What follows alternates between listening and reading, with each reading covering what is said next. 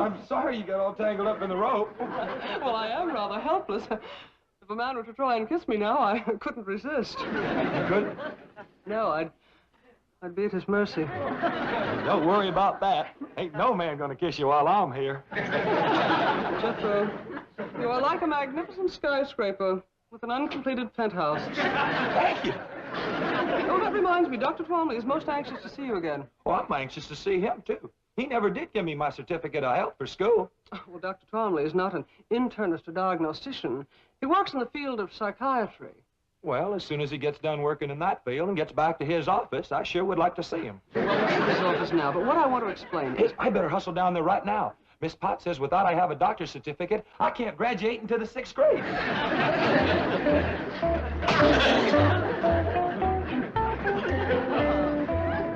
Jethro? Oh, good morning, Granny. Morning, Miss Hathaway. Where's Jethro? I told him to string me a clothesline in here. I'm gonna have to take a hickory switch to that boy again.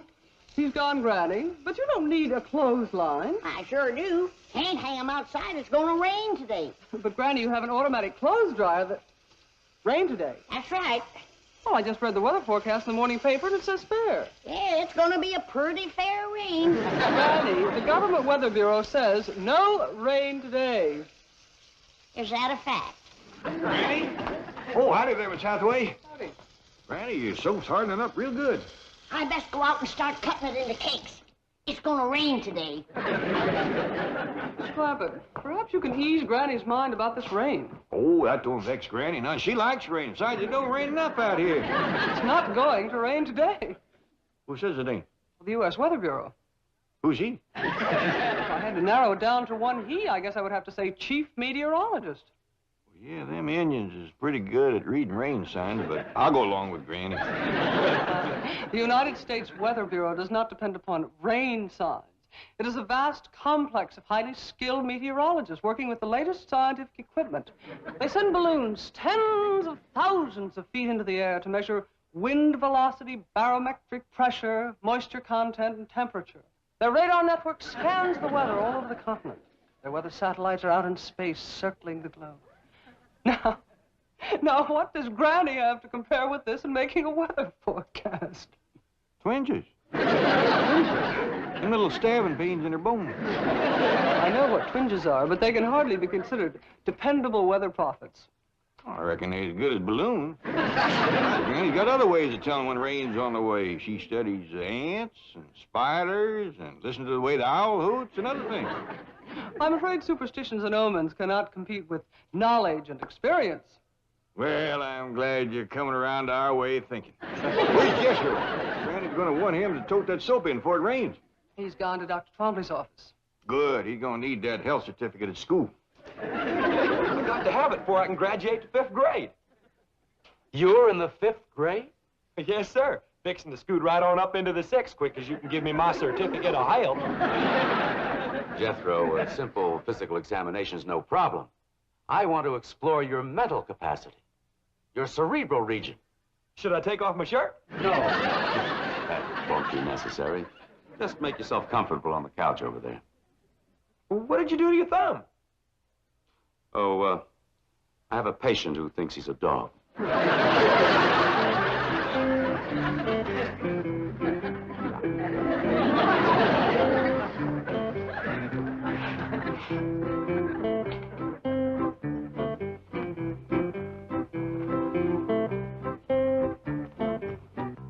I hope this examination won't take too long. I got to get to school before it rains. Oh, you don't have to worry about that, Jethro. It isn't going to rain. Oh, yes, it is. Granny says so. When Granny says something's going to happen, it happens. Sounds like she has remarkable powers. Strongest little woman you ever did see. I meant clairvoyant powers. Would you say she's a medium? No, sir. I'd say she's a small. She's strong as a medium, and if she ever took a switch to you, you'd know it. Has she ever taken a switch to you? Oh, she sure has. Woo. And you stood for it? Last time stood for pretty near 2 days. Sounds like your grandmother is rather savage. Sometimes she's as ornery as a mud wasp in a dry gourd. Violent temper. I'll say. You're afraid of her. Oh, yes, sir. She's vicious, Well, that's a fact. mean, Darn tootin'. cruel. Oh, yes, sir. You hate her. Granny? Why, she's the sweetest little woman that ever lived. But you said she whips you. Well, she sure does. How often? Just as often as I need it. Jethro, you're quite a remarkable boy. Oh, is the examination over? No, just right. Now, you say you don't hate your grandmother. But how do you feel about your Uncle Jed? Is he a strict disciplinarian? Uncle Jed says that's nobody's business. What? He says it don't matter what church you go to, just so long as you go. My question wasn't about religion. Well, if you ever get one, you just ask Uncle Jed, because he can quote the good book from cover to cover. That's wonderful. So you like your Uncle Jed? Oh, yes, sir. Well, back home, I used to brag that Uncle Jed could outshoot, outlift, outhunt, outfight, and outfigure any man in them there hills. I see. Back home, you were proud of him, Oh, yes, sir. But now that you're in Beverly Hills, surrounded by well-educated, well-dressed, sophisticated, important, and successful men, you still brag about him? No, sir, I don't. Uh-huh. Why not? Uncle Jed says it's sinful to shame these puny little city fellers.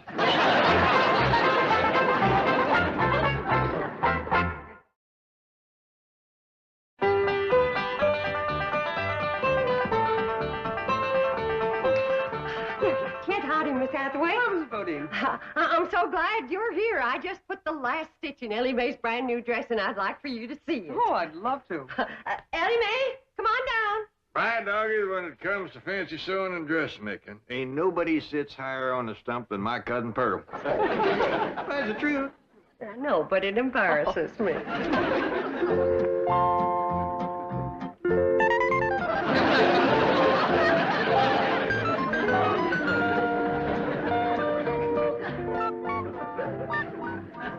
Kind of busy, isn't it?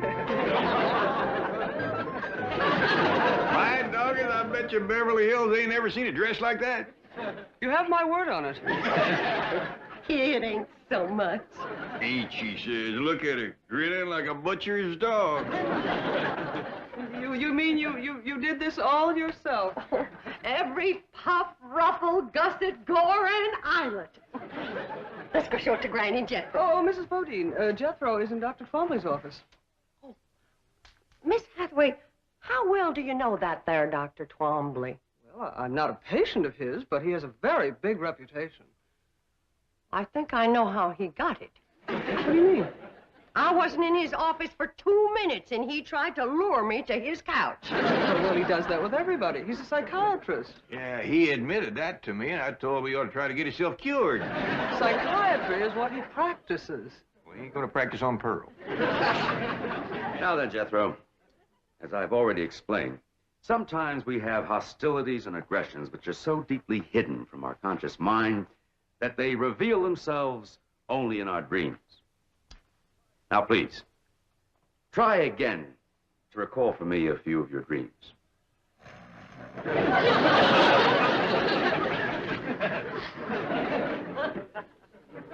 Jethro. I want you to tell me about your dreams. You keep asking me about my dreams, but you won't let me sleep long enough to have one. Let's forget about the dreams and go back to your conscious relationship with your family. Now, we've established that you love your mother, adore your grandmother, and worship your Uncle Jed. How do you feel about your cousin Ellie Mae?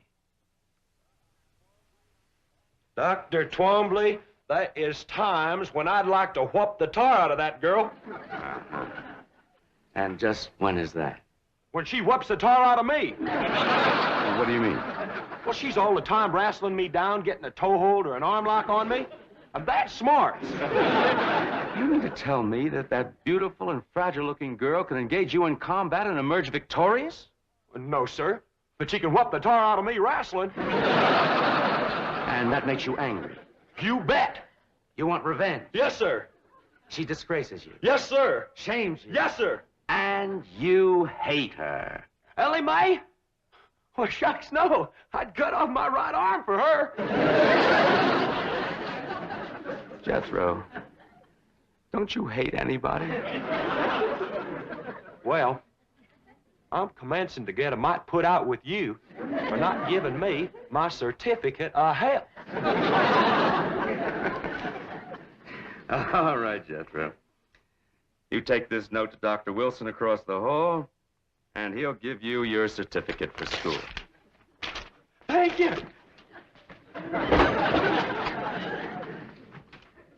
Oh, howdy, Mr. Drysdale. Well, Jethro, hello. You going in to see Dr. Twombly? Briefly, yes. Do you hate your mother? No. Well, don't tell the doctor. Seems to disappoint him something awful. Come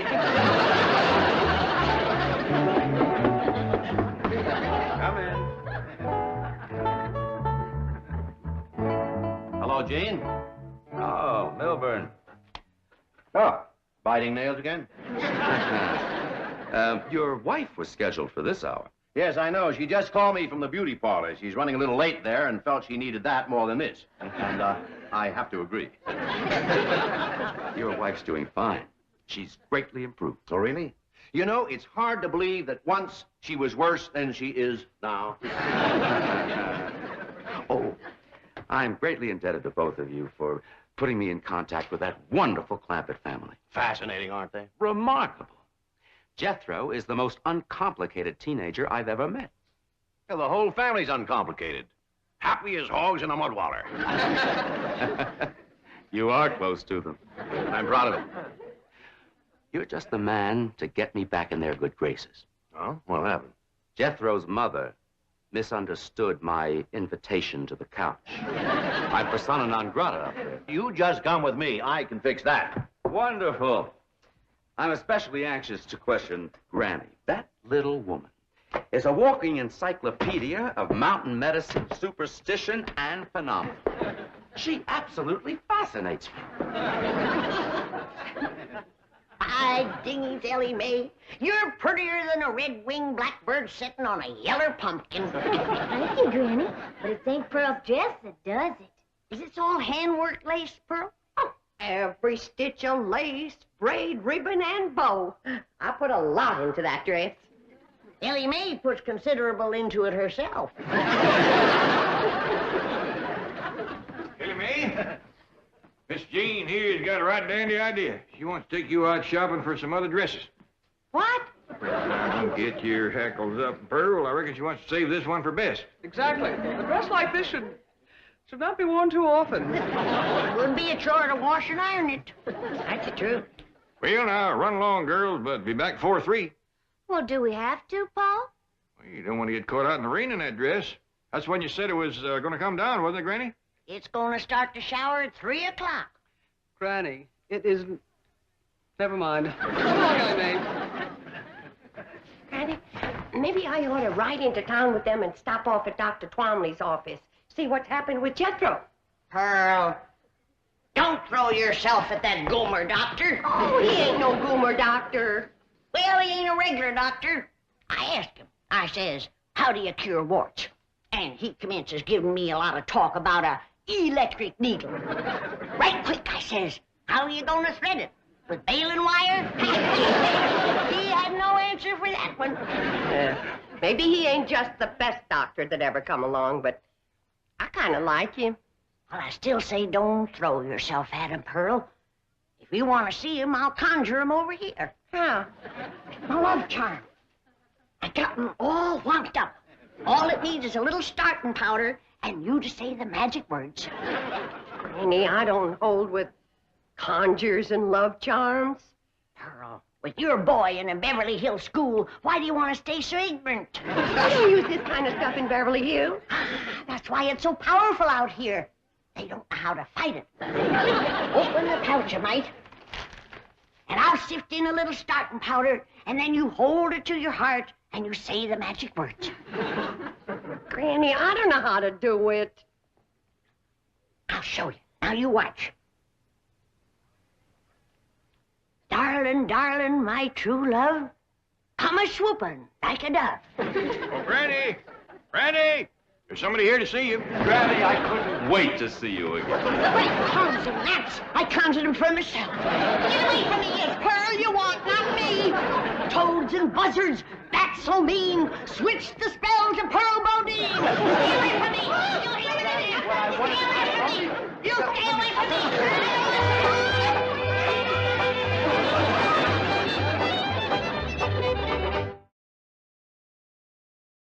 But, Mr. Clampett, you don't understand. I Just calm down, Dr. Twombly.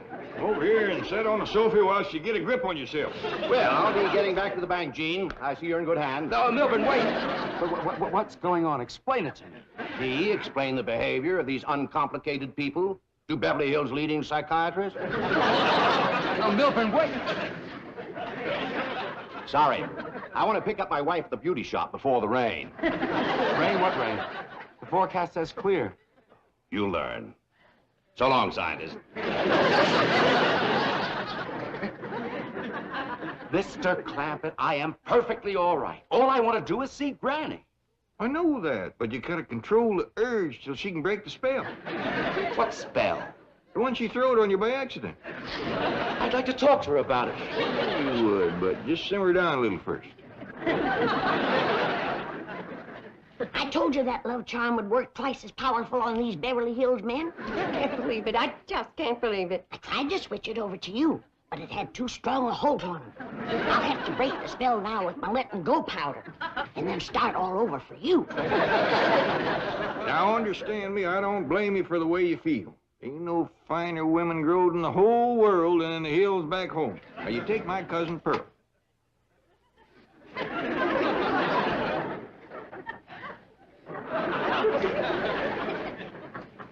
Powder, powder, white as snow, make the spell of love let go. The spell is broke, Jed. You can let him go now. Oh, Granny, wait, what did you do to me? Come back. I want to talk to you. Granny, please. Granny, looks like the spell ain't broken. Never seen a man held so tight in the grip of love. You gotta remember, this fella's a psychiatrist to start with.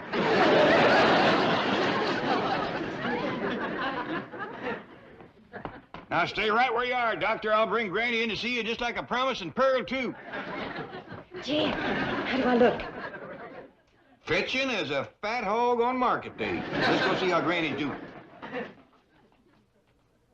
Granny.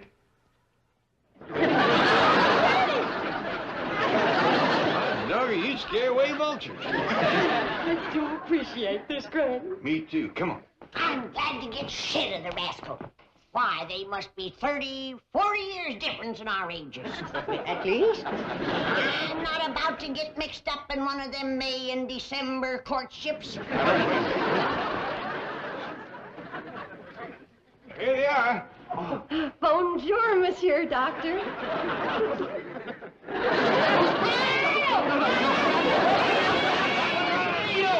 You didn't let... I never got... you didn't let... Pearl, I never see a spell to beat this one. I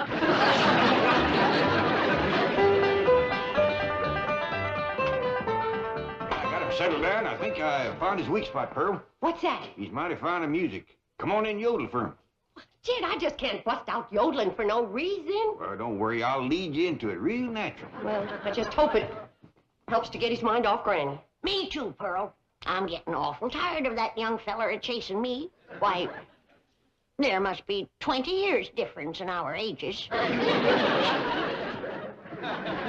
At least.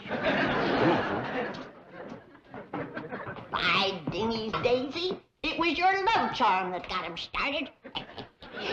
But maybe it's your own charm that keeps him going.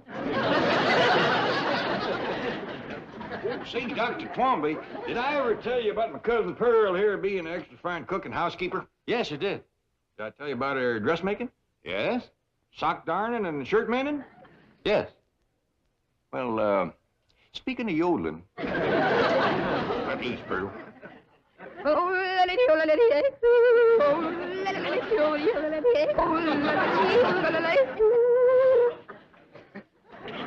hear anything like that, Doctor? Never. You got any requests?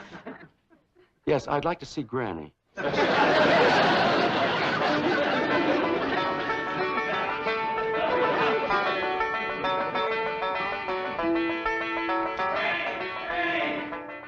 I'm back at school, Granny.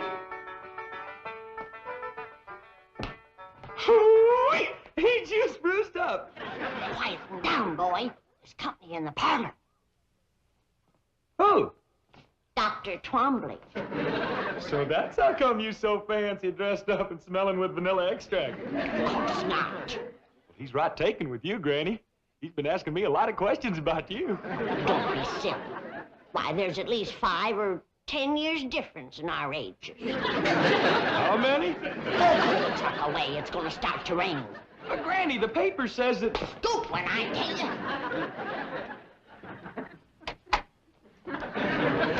Did I hear Jeff? Oh, here you are, Granny. Thank goodness. At last, maybe we can be alone together for a little while. I've got so much to talk to you about. Before we begin, I want to remind you that I ain't no spring chicken. I couldn't care less. I'm glad you're the age you are. Well, you ain't exactly just hatched out of the egg yourself. So much the better. Gives us more in common. Well, as long as you got your eyes wide open, let's go into the parlor. No, wait. I've got a better idea. We'll only be interrupted in there. My car's out front. We'll go for a drive. We can talk much better that way. Is that your car out front with no top on it? Yes, I always take the top off this time of the year. Well, we can't go driving because it's going to start to rain. No, it isn't. No, I'd say it is. But I heard the news on the way over. The weather forecast is for clear skies. What time is it? A little before 3. It's going to start to shower any minute. No, it isn't. No, I'd say it is. What makes you think so? I've been reading the signs. What signs?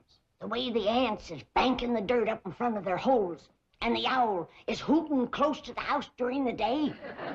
Fascinating. Come on. You can tell me all about it while we drive around. I told you I ain't going driving in the rain. But, Granny, it isn't going to rain. You are the muliest goomer of a doctor I ever did see. Come on. Come on, Granny, help us coming. See? I knew this would happen if we stayed here. Leave him be, Jed. We's old enough to know what we's doing. Besides, he's got to get his car under cover before the rain hits. It isn't going to rain. Now, look, let me show you. Look! Did you ever see such a clear blue sky, such a... What's that black thing? That's a rain cloud. My doggy, Granny, you hit it right on the nose. Oh, my God!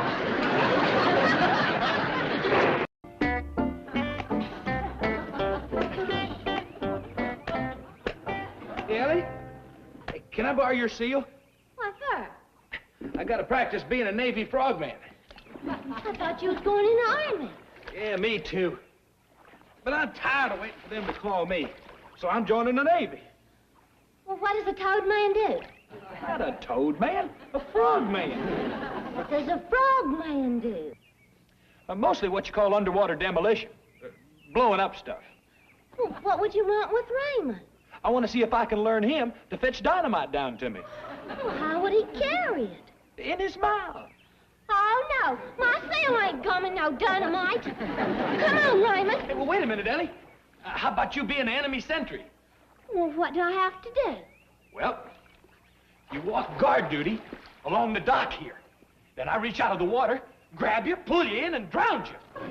That's a frogman's surprise attack. Now watch.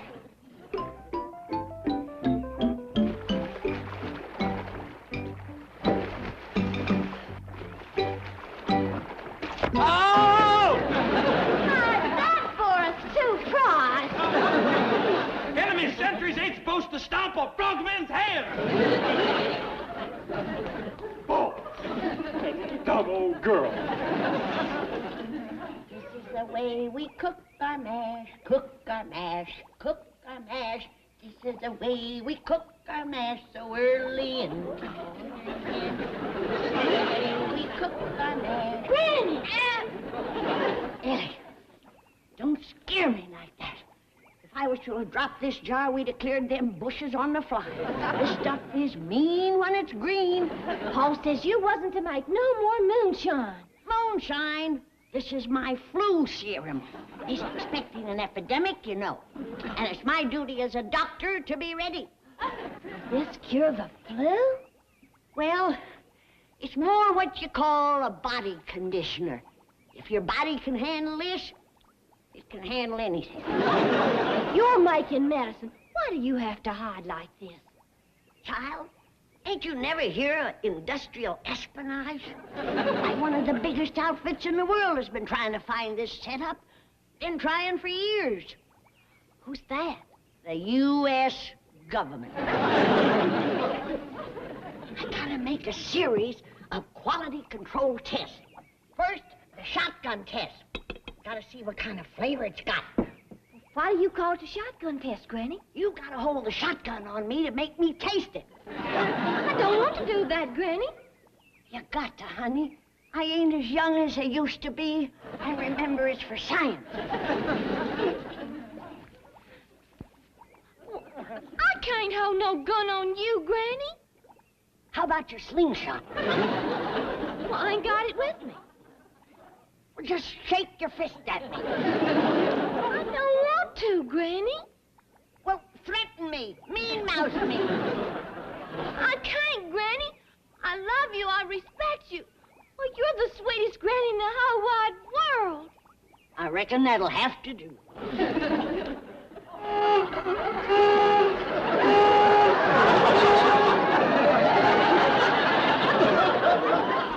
That's what you call real sipping whiskey. Did you say whiskey? Risky, honey, risky. You sip this at your own risk. You see, this is just the base. I ain't put in my secret ingredients yet. I'll go fetch it. Oh, want me to do it for you, Granny? No, honey, it's a secret. You go take my wash off the line. Oh, I already done that. It's in a basket on the steps. Oh, thank you, honey. Now, you run on and play. These fumes will stunt your growth. And remember, don't say a word to your pa about this. He's a good man, but he has a blind spot when it comes to my medical research. Can't understand a life devoted to science.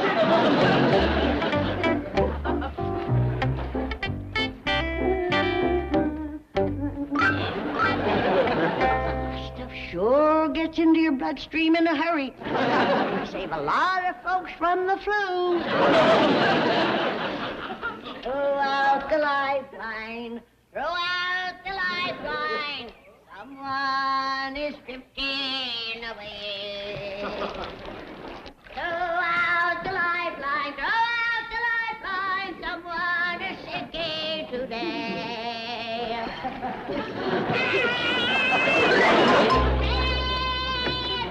Dad, get your gun. There's a monster in the cement pond. Monster? Great, big, black, slimy-looking thing. Must be 8 or 10 foot long. Probably just Ellie's pet seal. You seals eat old women. This one reached up out of the water and grabbed me. Maybe it's a rape. Who ever heard of an underwater ape? It's bigger than a gator. Must be 12 foot long. Has one great big bulging eye right in the center of his forehead. Big roots growing out of his mouth. Ugly growth on his back. Must be 15 feet long. That monster's growing pretty fast. You've seen him, have you? I doubt if you have. Now sit down and tell me exactly what happened.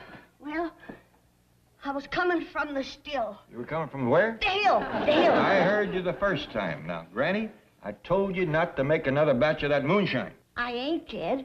It's my shoe flu brew. Shoe flu brew. To head off the flu epidemic. It's a vegetable compound made out of natural juices of corn and certain neutral spirits. Ain't nothing neutral about them spirits. Now, you probably got your nose wet, too. Let me smell your breath. Not while you're smoking. I thought so. Oh, Jed, as a medical researcher, I'm duty-bound to test the stuff. It might have side effects. It has. Enough of that. You roll over on your side and stay there. Come on, Granny. We're going down and dump that stuff. Dump my wonder drug? Jed, do you want the people of Beverly Hills to be laid low? No, I don't, so let's go. Jed, you're gonna set medicine back 100 years. Next, you'll be stomping out penicillin. Hey, it's a good thing Lydia Pinkham didn't have a son-in-law like you. Granny, that flu brew has got you seeing monsters. Oh, Jed, I was only joking. Can't a body tease you about a little old 15-foot monster without you getting all upset? Now, did you see it or didn't you? Oh, forget it. I declare you are worse than a snapping turtle. You'd bite at anything. That's the Mayo Clinic.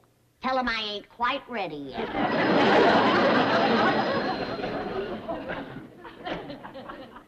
Ed Clampett speaking. Mr. Monster, are you in there? Was you for real? Or did I just run off a bad batch? I guess I tested it too soon. That green stuff plays tricks on you. Oh, out the lifeline, so out the lifeline, someone is drifting away. Oh, out the lifeline. Dad! I think I caught the monster! Dad! I think the monster caught me!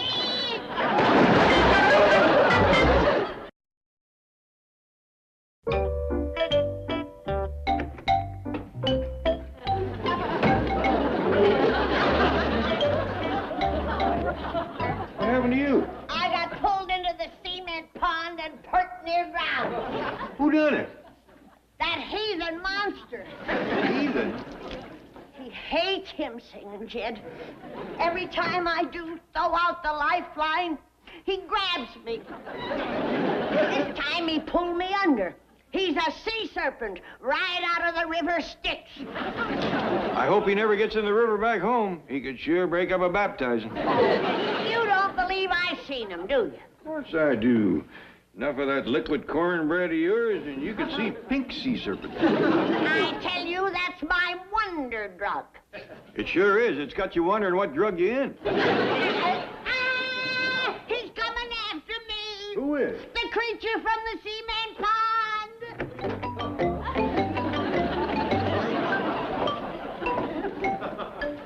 Pray, Jed, but quiet. The way a hymn sets him off, a prayer will drive him into a frenzy. Hey, I believe that's Jethro inside that thing. He ate my baby.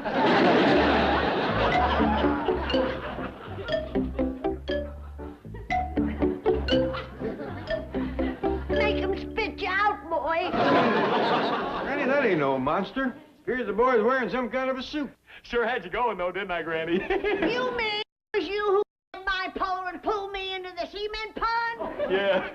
You was under the water? Well, yes, sir. This outfit's got an air tank, flippers, mask, weights. If it ain't got wings, I think you're in trouble. Granny, don't let go! What'd you say, Jed? Boy, old Jethro can sleep any place. He's laying out in the corn patch in his toad man suit. He's what? Oh, he says he's going to join the Navy and be a toad man. Or is he going to be a frog man? He's gonna be a dead man if he scares me Bless you, Granny. You best change into some dry clothes, Granny. I'll look after Jethro. Come on, Granny, I'll help you. You're catching a cold. I hope it turns into the flu. I got a cure for that. Boy, Uncle Jed, I hope the Navy never hears about this. Frog men don't go around hanging up their granny's bloomers. They don't go around yanking their granny in a pond, neither. Yeah, well, I got the wash all hung up now. Now I'm going back to my training. How come you to pick this frogman work? Well, what I really wanted to be was a submarine commander. But the surplus store didn't have no submarine. Well, what's this sudden hankering to be underwater? Well, I read where there's more food in the ocean than was ever growed on dry land. Well, in a few years, that's where all our victuals is coming from. Well, when that happens, I was going to know my way around the kitchen. Well, that explains it. Help me on with my mask, will you? What you aiming to do? I am going to destroy an enemy underwater installation. How you aiming to do it? I got a demolition charge set at the bottom of the pond. All I got to do is connect it and set it off. Ain't that kind of dangerous underwater? Uncle Jed, I am a frog man. Up here, I think like a man. But underwater, I think like a frog. Well, that'll be a help.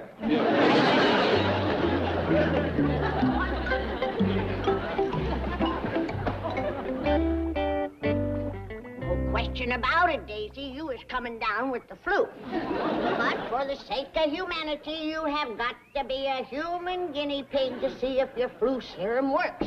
I hope it ain't too green. But them's the chances us medical researchers has got to take.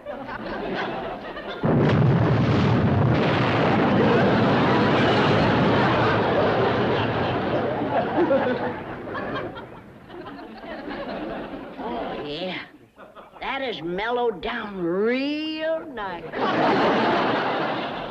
When he comes down, I gotta have a long talk with that boy. Of course, Mr. Clampett, I understand. I'm sure Mr. Drysdale will want to rush right up and have a talk with Jethro. It's a miracle he wasn't hurt. Well, what broke his fall? Oh, his head. Oh, fine. All right, bye. Excuse me, Chief. Miss Hathaway, I told you never to disturb me when I'm reading Superbanker. With all due respect, Chief, I think my news is slightly more important than a comic book. Comic book? This happens to be great, inspiring literature. The story of Harold Hart. In everyday life, a mild-mannered bank president. But when our economy is in danger, he slips into his vault and emerges as Money Man. A great American hero. Faster than a foreclosure. Stronger than an armored car. Able to leap the national debt with a single bound. I know all about your cartoon creases. Look, up in the sky. It's a missile. It's a green tornado. It's Money Man. You don't like it because of his secretary, Dora Dents. She is so dumb that she doesn't know her boss, the mild-mannered bank president, is really Money Man. The benefactor who secretly paid for her nose job. It is pure drivel. She doesn't even know the office messenger is Money Man's sidekick, Golden Boy. If you don't mind, I have an urgent message from Mr. Clampett. Imagine being able to turn into pure 24-karat gold. Message from who? J.D. Clampett. Oh, why didn't you say so? What is it? It seems that Jethro is trying to become a Navy frogman. What's wrong with that? Well, so far he's almost drowned Granny, knocked himself unconscious with his air tank, and blown himself out of the swimming pool. That nut. Mr. Clampett wants us to help get Jethro interested in something else. This is a job for Money Man. What are you talking about? I'm taking him a bunch of these super banker books. Chief. Oh, wait till he reads that exciting episode where Money Man is locked into mortal combat with his arch foe Taxman. Chief, Jethro has a 6th grade education. He won't read these. He's too intelligent. You're looking for a nose job, Dora. All right, seriously. If you think comic books will help divert the boy, let's give him something really thrilling. What could be more thrilling than trying to outwit the Internal Revenue Service? Come along, vile-mannered bank president. That's mild-mannered, imbecile. Oh, why can't I have a messenger who turns to gold instead of a secretary who's all brass to begin with? Hey, Jethro, where'd you get all them there comic books? Mr. Drysdale and Miss Jane fetched them over to me. Well, where's your Toad Man suit? Frog Man. What's left of it's out back. You can make it into slingshots. Well, ain't you gonna do no more underwater dynamiting? No, sir, no. What's that sloshing noise? Did you hear it, too? Sure did. I think you got a head full of water. That settles it. The Navy can have them underwater victuals. I'm going to the moon. The moon? What for? That's what for. That whole planet is covered with nothing but these here beautiful moon maidens. Well, how do you know? Would they print it in a comic book if it weren't true? I'm gonna be the first man to land on that rascal. Well, how do you aim to get there? I'm gonna buy me one of them great big space rockets. Now remember, Mr. Drysdale, I aim to pay for anything Jethro needs. Mr. Clampett, please, that could run into millions. Oh, it's only money. Steady, super banker. Like I said, I don't want the government paying for Jethro's military training when they is in debt, and I got so much. You're a real patriot, Mr. Clampett. Well, thank you. Now, I have heard him mention he wants a submarine. Submarine? Here, this will bring him around. thanks. I needed that. Mr. Clampett, I have an idea that can solve all our problems. We'll get Jethro in the reserve. Reserve? Yes, they'll give him tests to determine how he can best serve his country. Well, that's what we want, all right, but how does he go about joining? Get in. We'll go down to reserve headquarters and talk to him. Well, hadn't we ought to take Jethro with us? Oh, no. He'll be better off right here. Okay. I'll get me a trailer, come by and pick it up right away. Thank you. Bye. Well, if it ain't Charlie Tuna. Guess what, Granny? I'm gonna get me a rocket and go to the moon. You pull me in the pond one more time and I'll put you there without a rocket. I'm all through with that underwater stuff. Man don't live by victuals alone. Moon maidens, here I come.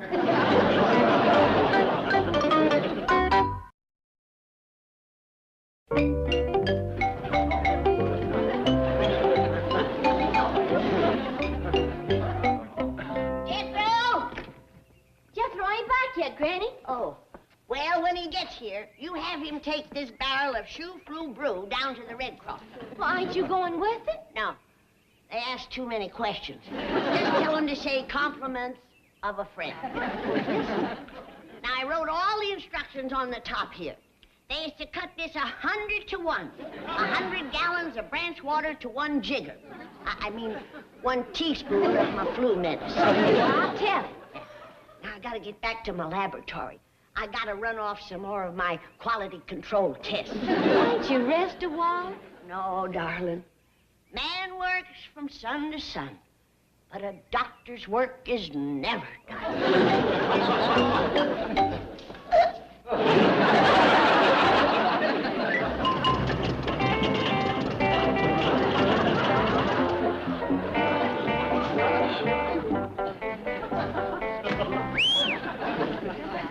Jethro, where'd you get this thing? Same place I got the tank. Well, you'd better unhook that rocket, because Granny wants you to tote her flu medicine down to the Red Cross. I ain't no delivery boy. I'm an astronaut. I got history to make. You tell the Red Cross to come here and pick it up. Well, Granny will take a hickory switch to you. Well, it better be a long one, because I'm going to be on the moon. Boy, that's the place for me. Acres and acres of green cheese, swarming with beautiful women. Betwixt the necking and the snacking, I'm going to be real busy. When are you coming back? Who's coming back? Well, you better ask Pa before you go a-taking off. King of the Moon don't have to ask. Who's that? Jethro the First. Come on, Ellie, give me a hand. What are you fixing to do? I'm fixing to aim this rascal at the moon. Now, let's see. It's usually between the elm and the sycamore. Allowing for wind, gotta lead it a little. That ought to do it. Let's commence the countdown. Let's see, the mouse's hands is on 10 and 3. That means it's 10 minutes to 3. I know that. What you gotta watch is the mouse's tail. That's the second hand. See? It goes up to the 12. Yeah. There, 0 minus 60 seconds and counting. Time to put on my astronaut suit and load my rocket fuel. Where is the rocket fuel? Oh, man, I plumb forgot to buy any. Doggone! Well, as long as you ain't going to the moon, you can go to the Red Cross. Come on, I'll help you load Granny's barrel in the tank. I ain't getting in no tank without distilled dynamite. Granny says it's medicine. I don't care what she calls it. One jolt and that stuff will blow me higher than... That's it! Ellie, quick, get me a rubber hose. I done found my rocket fuel.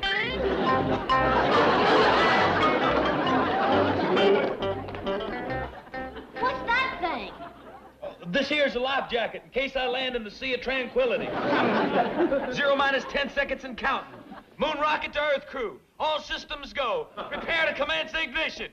What does that mean? Light the fuse. Granny's gonna be awful mad. I'll send her a package of cheese. 0 minus 5 seconds and counting. Clear the area for blast off. I hope this batch is as good as the last.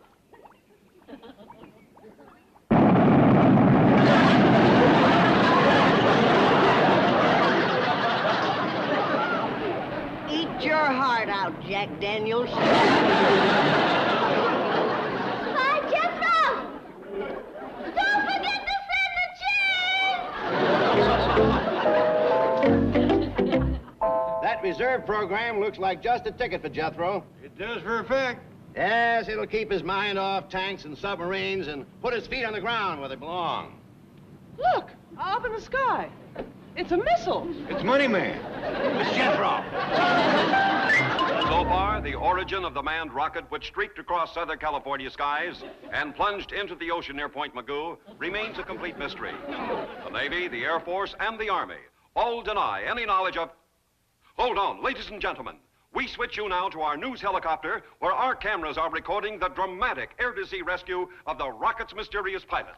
In just a few moments, we will know his identity. Is he from outer space? Is he ours? Is he theirs?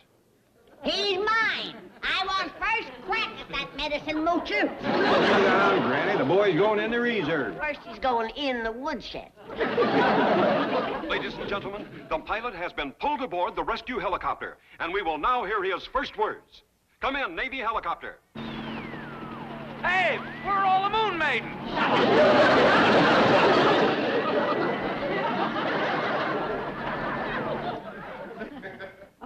Granny, could Mr. Drysdale have a shot of your flu serum?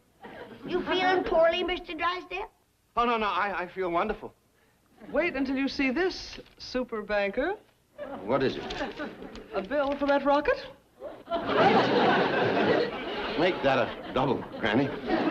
Look, he's turning into Money Man. He's getting all green. That goofy wife of mine, that's what I get marrying for love. Oh, well, I see it isn't heartburn. How much did she spend? $2,500 for a statue. Really? Yeah, something called Ecstasy by Carl Botch. Oh, one of his original metal sculptures. How exciting. Well, you might even win the Beverly Hills Culture Committee Award. That is the only reason Margaret bought it. $2,500. Oh, Chief, it's a great work of art. You'll enjoy it. Why, is it deductible? No, of course not. What does it look like? I haven't seen it. I only hope with a name like Ecstasy, it has something to do with money.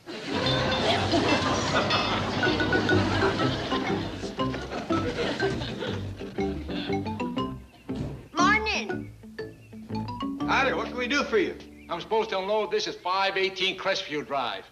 Well, that's this address, but You ain't leaving your junk around here. That belongs in the city dump. I'm inclined to agree with you, lady, but it says right here, Mrs. Melbourne Drysdale, 518 Crestview Drive. Well, the number's right, but the Drysdales live yonder. Oh, yeah? Now, hold on. Miss Drysdale don't hold a cluttering up the neighborhood neither. That's right, and plus her waddle up just having us here. Well, I don't know nothing about waddles.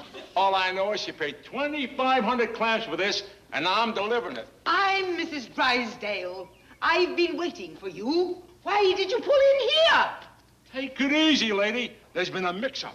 Well, drive over to my place at once. I don't want these peasants ruining my masterpiece before you drop it off. Excuse me, Miss Drysdale, but it looks to me like it's already been dropped off a couple of times. And run over by a cement truck. Maybe you better send for one that ain't smashed up. This is the work of Carl Botch. Well, if he's the one that done it, he ought to either fix it or pay for it. I might have expected it. Every time I come over here, I'm presented with another display of your abysmal imbecility. This, my dear Clampetts, is ecstasy. Well, thank you, Miss Drysdale. We enjoyed talking to you, too. Well, just the other day, I said to Granny... Howdy, Boy, will you look at that. Ain't that something? Well, I'm glad to see that one of you is properly impressed. I sure am. Anybody hurt in that wreck? Oh! That ain't no wreck, boy.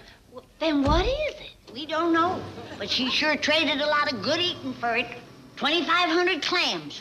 Granny, I think out here that means money. Darn tootin' it does. Clams is going for 79 cents a pound.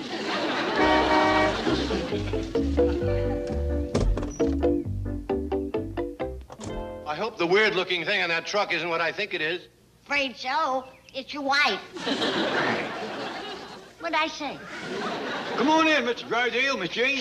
That truck is delivering Mrs. Drysdale's new art masterpiece. Art masterpiece. Hogwash. Hogwash is right. I just paid a fortune for a statue that's nothing but a pile of scrap metal. Now, you might find you like it after they get it all put together. It's already together. You're sure coming apart. Hep him in, Jed. Ellie, Run fetch my jug. He's shaking like a 50-cent ladder. Well, I don't see why. I was just saying Mrs. Drysdale might win an award with her new sculpture. Yes, from the Junkman of America, prize chump.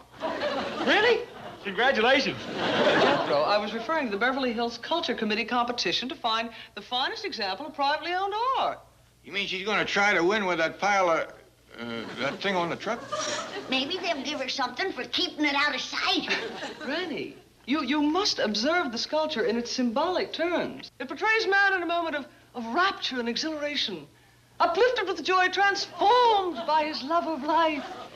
You must see it as the artist sees it. Miss Jane, there ain't enough in this jug to get me that pickled. Come on. I want to be there when they unload ecstasy. They might drop it. Small chance of that. I know, but we can hope. Annie, I ain't seen a bigger slickerin' since Uncle Ezra got sold a pair of breeding mules. Only thing Miss Drysdale's gonna win in that contest is prize for ugliest. No, Ellie. Even she will finish a poor second to that statue. Maybe you gotta be some kind of a genius to appreciate art like that. Nah, Uncle Jet, I can't see nothing in it either. Well, I don't see no way to help him, so let's go on out back and get that kindling split.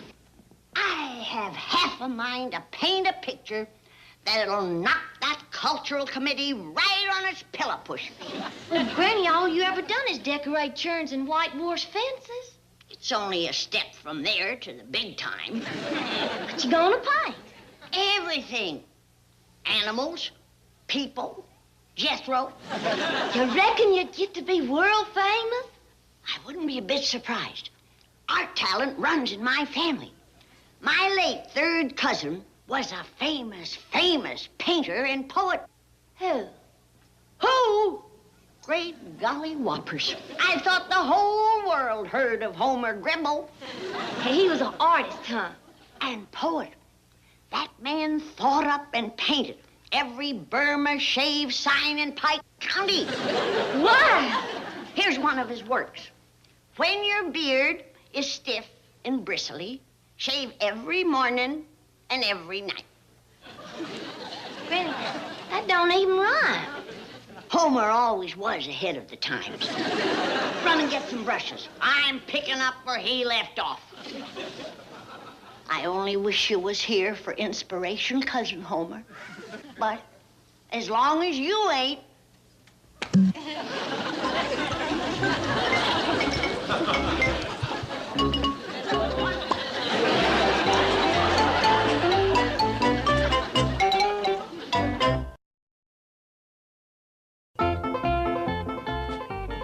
What's this overpriced monstrosity doing here? Can't we stick it someplace behind the garage? Oh, no. We're not going to bury this masterpiece out back. All right, we'll bury it out here. Start digging.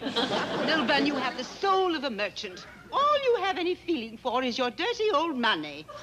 Now, what do you think I paid for that rust pile with? Fresh mangoes? Wait till I unveil my Carl Botch. I'll not only win the Culture Committee prize, but the presidency of the Art Club as well. Well, if you had wanted the award this badly, why didn't you tell me before? We could have gone about it in the proper traditional way. What do you mean? Bribe the judges. Milburn, that's dishonest, deceitful, despicable, and besides, it's too late now. Boy, chopping all that wood sure gives a fella appetite. I could eat a boiled mule. Instead of victuals, try to think of a way to help Mr. Drysdale win that art award. Jed, you're gonna be so proud of me. You've been painting the fence, huh? No. Do you remember my third cousin, twice removed, the great artist and poet? You mean Homer the sign painter? He was an artist and a poet. I remember the last verse he was working on before he passed away. When your whiskers are stiff and scratchy. He never got a chance to finish it. He was took in his prime. I figured that Homer's soul was so filled with beauty and spirit that he just couldn't hold to it. And his artist's heart just up and burst. Granny, he was painting signs too close to the road and got hit by a lumber truck. Well, I'm carrying on his work. I was going to do myself a painting for the contest. And then I said, what would Homer have done? So I'm giving my painting to Miss Drysdale so she can win. Well, that's sweet of you, Granny. Yeah. Jethro! What are you doing? You always said when you was making up cakes that I could lick the mixing bowl. There was enough batter for 2 cakes in that bowl. It was awful good, too. Just a waste of time to bake it. I want to see your picture. What's it up? Jethro! I've done them from memory. Well, ain't that something? From memory, huh? It weren't hard. I just closed my eyes and painted the big food chute like I remembered him. That means Jethro to me. That's the one you want to give the Drysdales, huh? Should be a shoe-in winner for them. Best thing I ever done. Ain't it the only thing you ever done? Yeah, but Homer was guiding my hand.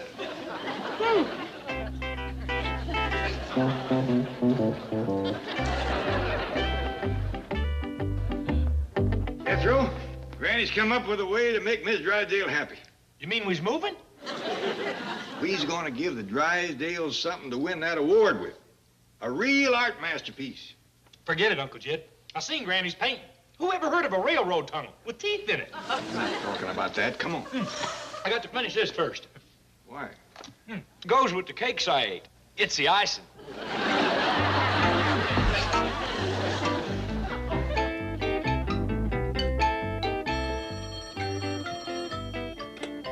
A. Allen Art Gallery. A. Allen speaking. Oh, yes, my dear neighbor, Mrs. Fisk. I wanted to thank you for that seafood casserole you gave me. It was yummy. Now, why would my pussycat want to get in your azaleas? Oh, very well. I'll have my gardener attend to them. I'm hiring one. I called the employment agency this morning. And, yes, I know, but look, if you'd stop being so nasty, I think a gardener and his helper just came in. Jethro, you sure this is the best art masterpiece store? Yes, sir, Uncle Jed. The telephone information operator said this here A. Allen is the #1 in the listings. Good. We'll ask him, can we look at his stuff? Howdy. I'm Jed Clampett, and this here is Jethro. What are you doing? We'd like to ask a big favor. Now, you could put in a fish's eye what either of us knows about art, but we'd just like to be showed around and told what's good and what ain't. I'll see. First, how much do you know about azalea plants? Well, to tell you the truth, Oh, heck. There ain't nothing Uncle Jed don't know about growing things. Very well. They used to say, if it grows, he knows. They did. How charming. Now, here's my home address.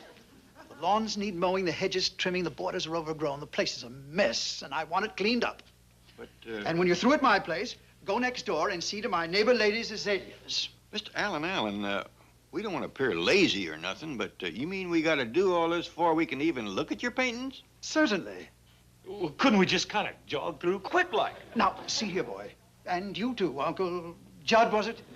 I want this work taken care of without delay. But when you're finished, we'll see about a tour of my gallery. But, do you have any complaints about the money you're getting? Our money?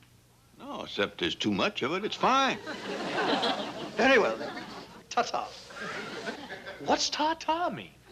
Probably got a stuttering problem. Don't say nothing. Well, what do you think, Uncle Jed? Is it worth it for a look around this place? I reckon. I do think we is being taken advantage of a little, but we do want to get the very best painting for the Drysdales.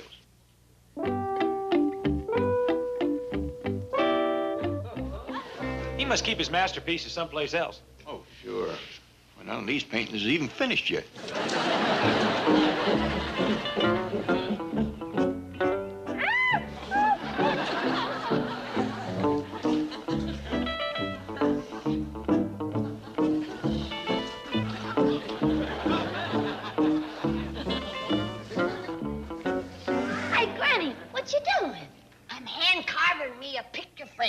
For my Jethro painting. I need just a little cattywampus, Granny. Yeah, it might be a little tad out of kilter. After all, a hammer and a saw ain't exactly tools for artists. Why don't you have Paul make you one when he gets back? That looks a mess.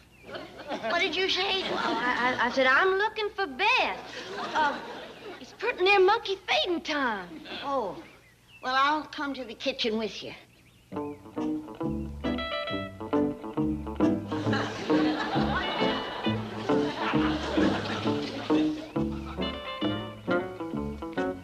I've got to use something other than a butcher knife. It ain't no good for artistic carving. What you gonna use? I think I'll make better time with a potato peeler. Hey!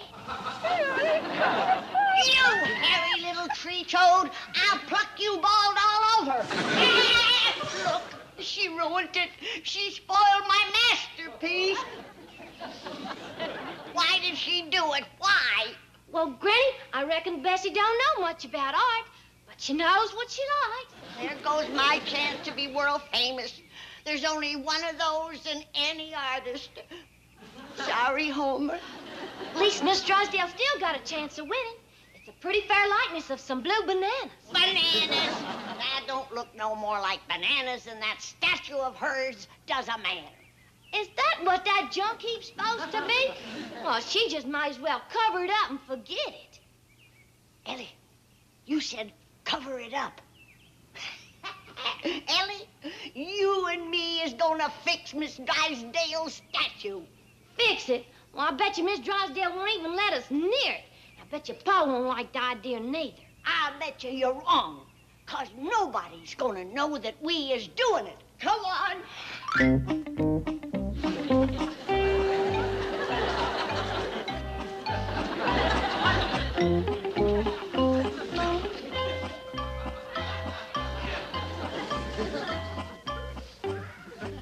Granny, whisper, Ellie. Don't give us away.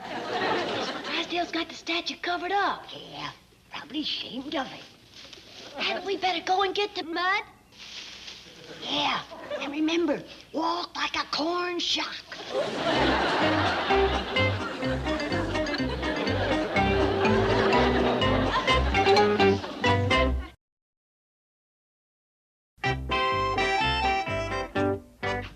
Sick of mowing grass. I don't think I'm ever going to eat greens again. Cut 4 or 5 acres. Too bad Mr. Allen's yard wasn't marked off better. Yeah. If that ball hadn't hit me on the head at the 9th hole, I'd still be mowing that golf course next door. Well, twixt that and the 2 yards we cleaned up, I believe we've earned our favor from you, Mr. Allen. Oh, Mr. Clampett, there's been a terrible mistake. The employment agency called. I checked and phoned my house, but you'd already gone. Oh, it's awful. A man like you, a man with all your money mowing my lawn. Don't worry, I think we've done a pretty good job. Oh, it's not that.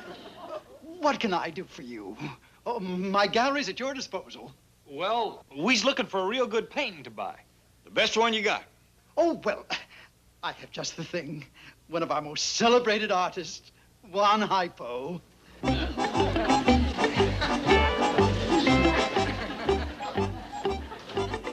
It's called Blue Bananas. Bananas ain't blue. Pitiful. Looks like something a monkey would paint. It's priced at only $1,500. Well, we were looking more for painting of something real. You know, people. Maybe a horse. Ah, you mean a painting of Van Gogh, Toulouse-Lautrec, Cézanne, Modigliani. That's an awful long name for a horse. You know, I think I have just the thing for 2 gentlemen. High sophistication, obvious refinement, and artistic savoir-faire. Yeah, but what about us? Oh, I meant you. I have something in the back room I've been saving for a special customer. It's a genuine Rembrandt. Hey, Uncle Jed, I heard of Rembrandt. He's that guy that made the movie about. The little bitty French fella. Any painter that's good enough to get a movie made about him ought to be good enough for us. Go tell him we'll take it. Well, I want to thank you again, Mr. Allen. Oh, it's one Allen. Oh, excuse me, Mr. One Allen.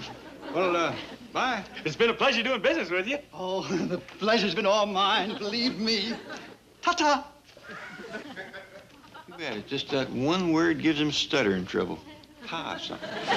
Well, let's go. That is, as long as you're sure we got us a genuine Rembrandt. Don't worry, Uncle Jed.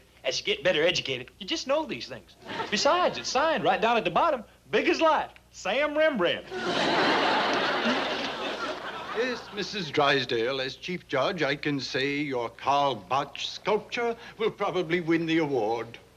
It's not often you see a botch like mine. Yes, all right. I'm a great admirer of Karl's. He's so modest about his work. Says he owes everything to a painter he knew as a boy. A chap named Homer Gribble. Well, I'm quite busy, and I know you want to get started with your judging. Yes, and we're so fortunate to have Mr. Curtis for the contest.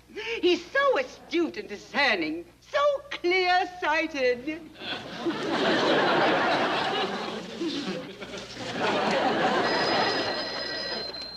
Hello? Oh, Mr. Clampett. Oh, what a surprise. Who? Oh. What's you? What is it? Howdy, Miss Drysdale. We know how strong you feel about that contest, so we went to the best art store in Beverly Hills and got you a genuine Rembrandt. Really? Oh, how wonderful. I'm so thrilled I don't know what to do. Oh, thank you, thank you, thank you. Why are you so happy? Are they moving? They're giving me a Rembrandt. A Rembrandt? His paintings cost a fortune. He's the Dutchman that cut his ear off. You oafish moneylender. That was Toulouse-Lautrec. Mr. Clampett, could you bring the painting over to the house and place it near my sculpture? Good. I'm going to unveil them in about an hour, and I want you as my guests. Oh, no, not at my place. Can't you just look over the hedge? Fine. Ta-ta. I wish I knew what that tar word was. Miss Drysdale has trouble saying it, too. Shall I take the painting over? Yeah, and leave it someplace near her statue. I'll see can I find Granny and Ellie.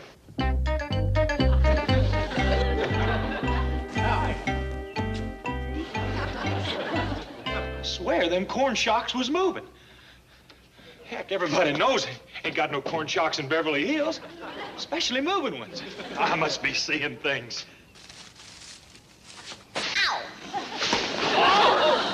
Excuse me, mister. For a minute there, I thought you was a corn shock. Uncle Jed! Hey, Uncle Jed! Looky there. There's little cupids with wings on. And that's all they got on. I bet they found it in the attic to give to Miss Drysdale. We ain't giving nobody nothing that looks like that. I gotta get to my paint. Homer, I'm sorry to bother you, but I need your help again. Before we unveil my Karl Botch and my Rembrandt, which I haven't even seen myself yet, may I say how delighted I am to have as our art critic, Mr. Harold Curtis. Thank you, kind lady. Time for the unveiling. Well, at least they got a chance of winning now. Yeah, wait till you see the painting we got him. I did. Shame on both of them. Huh? What are you talking about? Nothing. Just keep your eye on the statue. I already seen it. That's what you think. And now, Judge Curtis, if you will unveil my masterpieces.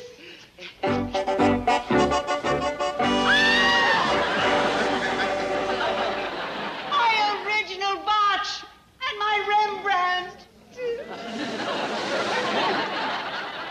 My Rembrandt, it's ruined. My Sam Rembrandt. Sam Rembrandt! Granny, what'd you do to that statue? Oh, it's just mud, Paul. It'll wash off after she wins. Gotta admit it's an improvement, but you should... Oh, look, Miss Drysdale won. He's giving her the prize.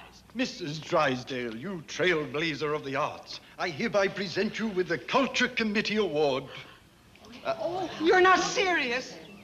For these? Oh, no, for that. The abstract. You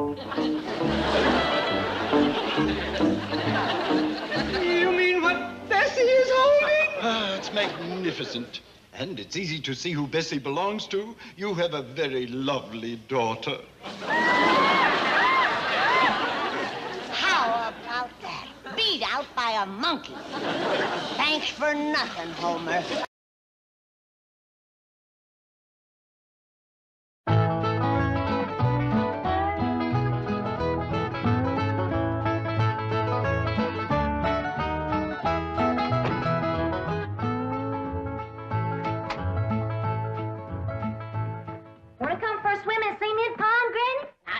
while. If the Lord had wanted me to swim around in water, he'd have given me fins. Oh, you sure are gussed up. Where you going? I'm going shopping for our Thanksgiving victuals. I hear your beau's coming to eat with us. I ain't got no beau.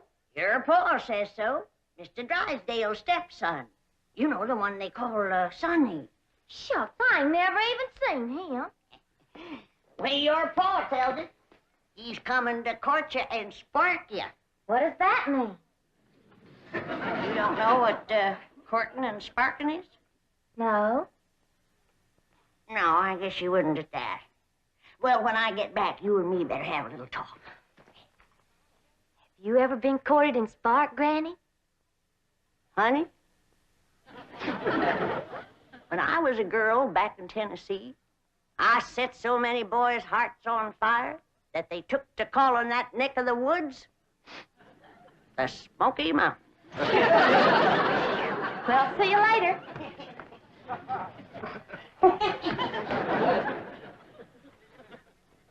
Daisy, you old heartbreaker. You still got it. That's the truth. Who you stepping out with? Ain't stepping out with nobody.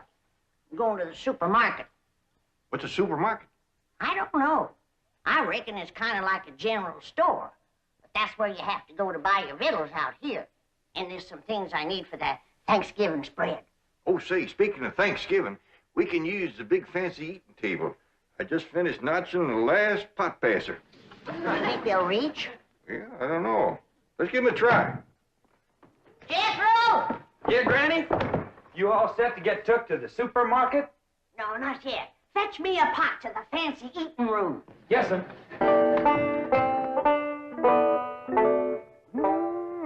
That sure is a mighty fine eating table.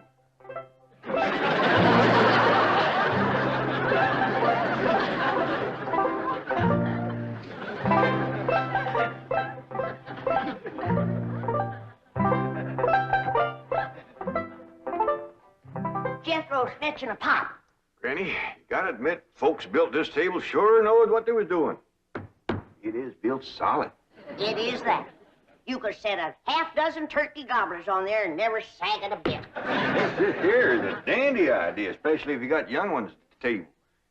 The plates won't slip off on the floor. Yeah, I've sure scrubbed up a mess of pone and sorghum. Bet nobody ever scrubbed up none from this floor. There's been plenty spilled on the table, though. Sorghum? Something sticky. I can't get that green tablecloth off there. Save me. It's stuck on it. I can't imagine anybody to lay a clean tablecloth on a sticky table. Well, Granny, I reckon all women ain't as spick and span as you are when it comes to keeping house. Here you are, Granny. Set it in the middle of the table so we'll see if these pot passers reach.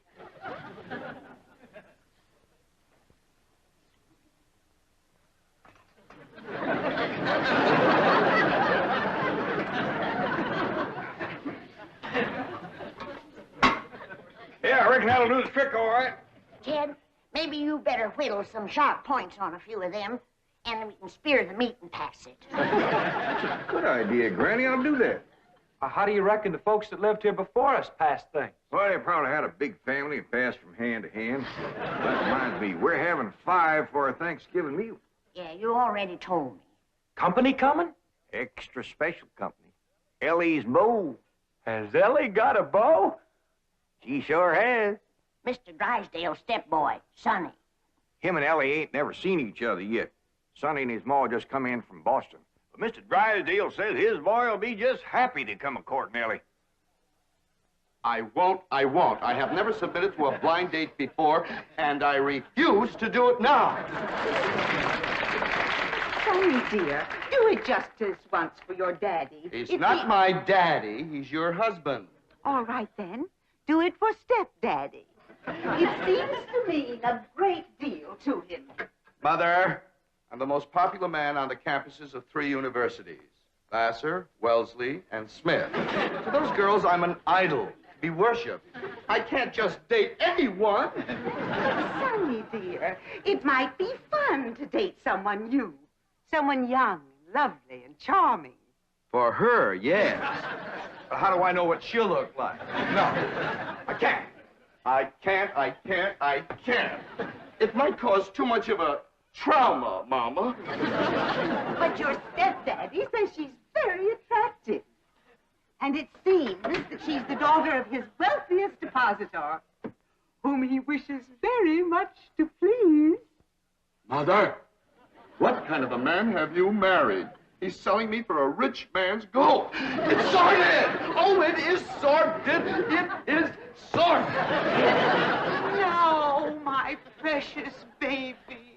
I know it was wrong of me to marry a common bank president, but I wanted you to have everything, and all I could give you was the heritage of a fine old family. But it takes money, too, darling. Money, I hate that word. Makes the rich the social equal of us. Oh, no, dear. It could never do that. I wish you'd read the thesis I wrote on economics last week. Money and why it is not important. You know, for a boy who's been going to college for 17 years, you haven't learned much. Milburn, you must not throw it up to Sonny that he keeps going to college. He's trying to find himself. Don't take my advice. Don't look. Come on, dear. Let Sonny get dressed for his date. I'll draw him a nice hot bath. Try not to drown. Daddy? Just a moment, Daddy. You called me Daddy. You've never done that before. Well, don't ever do it again. I refuse to date a strange girl just to benefit your economic situation. Well, I've got news for you, Sonny. My economic situation and your economic situation have a very definite relationship. Money doesn't interest me. Who steals my purse steals trash. Well, you will have a date with Ellie Mae Clampett, and you'll be nice to her, or I'll cut off every penny of your trash. Milburn, did I hear you say that it's the Clampett girl you're asking Sonny to date? That's right. But, my dear, I haven't finished the genealogical check of their family tree. We don't know that Ellie Mae is socially acceptable for Sonny. Good heavens. Now, you listen to me, Sonny. Jed Clampett is thrilled at the prospect of his daughter having a date with you. A city boy, educated, refined. To him, you're a knight in shining armor, a handsome Prince Charming. He thinks you're the greatest thing that could ever happen to his daughter. Mr. Clampett sounds like a very intelligent man. No, dear. I've heard the most disturbing reports about the Clampetts. I understand they're no better than peasants. Good heavens, a date with a girl like that is unthinkable. Now, Margaret, I hesitate to assert my authority. But unless I have assurance that my wishes will be carried out, I'm afraid I will have to... Mother! Dad! Who is that? Who is she? Who is what, dear? That divine creature by the pool next door.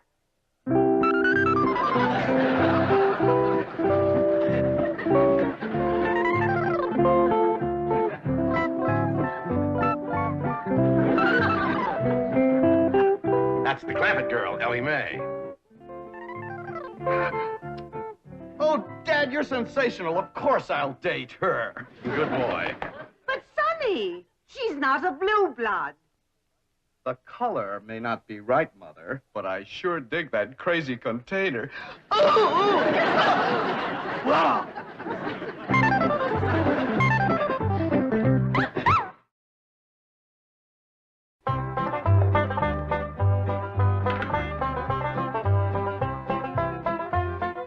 Granny, you wearing perfume? Pure vanilla extract. You rascal. You're gonna have that storekeeper's head just a spinning. That's the idea. Just because I got plenty of money don't mean I have to spend it all.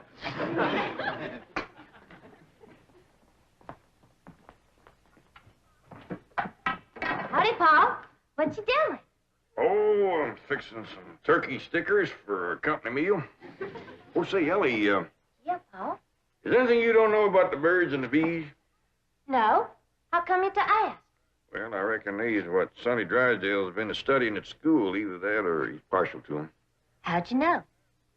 Well, when I mentioned to Miss Hathaway that you was going to be keeping company with Sonny Drysdale, she says, Mr. Clampett, she says, you better have a talk with your daughter about the birds and the bees. Shucks, I know all about the little critters. Well, that's how I figured you being raised in the woods and all. But I didn't let on to Miss Hathaway. I know she's just trying to be helpful. Granny says she's going to have a talk with me about courting and sparking. She is. Well, I'm glad of that, Ellie. I was kind of wondering who was going to do that. Paul, why don't you tell me about courting and sparking? Well, Ellie, that's something that a girl's ma usually tells her about. I ain't got no ma, so why don't you tell me? Well, Granny will do it when she comes back. Well, what if she don't get back before Sonny Drysdale comes? Then I won't know how to court and spark him. You ain't supposed to court and spark him. That's what a feller does to a girl. How? What does he do? Well, he gets himself all slicked up, shaves real close, shines his shoes, puts on a stiff collar and a clean shirt. And he goes to calling on the girl, toting a nice big store-bought box of candy. Hot diggity dog, I'm gonna like courting and sparking. It's only the courting part. I ain't got to the sparking yet. What's that like, Paul? Well, she invites him to come in the parlor and sit. And they usually sit on a sofa or something, him on one end, her on the other. Yeah? Well, then he goes to carefully, little at a time, scooching down to where he's within reaching distance of the girl. Sonny Drysdale gonna do that to me? He might. And when he does, that's when a girl has got to be careful. Don't you worry, Paul. If that rascal goes to reaching for my candy, I'll knock him clean off of that sofa. Oh, Sonny, you sea beast. You creature from the Blue Lagoon. Now, my dear, don't you fling yourself overboard, because I'm not worth it. No, don't. My dear, my... Oh, well, there were too many girls aboard anyway. We were beginning to list. Sonny, are you decent? Not me. The devil. Come in. Sonny, you're beautiful. Mother! Girls are beautiful. Boys are handsome. Dashing. Debonair. You're right. I'm beautiful. Well, I just spoke to Jed Clampett. He's expecting you to call this afternoon. Maybe take Ellie Mae for a drive. And tomorrow, they're expecting you for Thanksgiving dinner. 2 days? Gee, stepdad, no girl has ever been exposed to me for 2 consecutive days. What? Well, it may be unleashing forces too powerful to control. What if the Clampett girl gets serious about Sonny? Well, we'll celebrate with the finest champagne money can buy. Oh, no. My baby's not ready for marriage. Margaret, he's 35 years old. I am not. I was a leap year baby. No, I've had enough of this nonsense. Now, you climb into that expensive sports car I bought you and go calling on that girl, or so help me out. Milburn, please. Sonny has never been exposed to violence. Even when he was born, I gave the doctor strict orders that he was not to be spanked. But it's not too late to start. Now, are you going or aren't you? I'm going. I am going. You want me to go along? No, Mother, dear.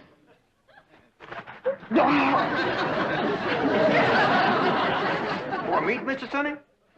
Why, no trouble at all. There you are. Whack off as much as you want. Jed, he's back from the supermarket. What darnation is that? That is what you call a shopping cart. There's a sign down at the supermarket that says take one. So Granny did. But there's Indian givers. They wanted me to give it back when we were leaving. But she didn't do it. Did you, Granny? You're darn tootin'. Oh, they sweet as honey when you first come in. But they give you a heap of trouble when you start to leave. What kind of trouble, Granny? Well, first you stand in a line with a kind of a gate. And at that gate, there's a woman. She looks at what you've got. Then she starts to push a lot of little knobs. And bells start to ring. And a drawer pops open with a lot of money in it. Doggy. Then she tells you how much money to give her. She says to me, that'll be $28.25. And I says, now you make up your mind. Is it 28 or is it 25? And she says to me, that's 28.25. Well, I seen I wasn't getting no place with her. So I give her the benefit of the doubt and I plunked down 28. A quarter and 3 pennies. I reckon that pleased her. You'd have thought so, but not her. As I started through the gate, she says, hold on. Madam, you're short. I said, maybe so, but I'm big enough to take you on. Granny was getting right mad. Well, you'd have got mad too, Jeff. And you get after Ellie about running around in boys' pants. You should see those women in that supermarket. He was wearing boys' pants, was he? Some of them were in their underpants. Actually, I wanted to get Jethro out of there. Actually. And I did, too. By dingy, they didn't stop us. Good for you, Granny.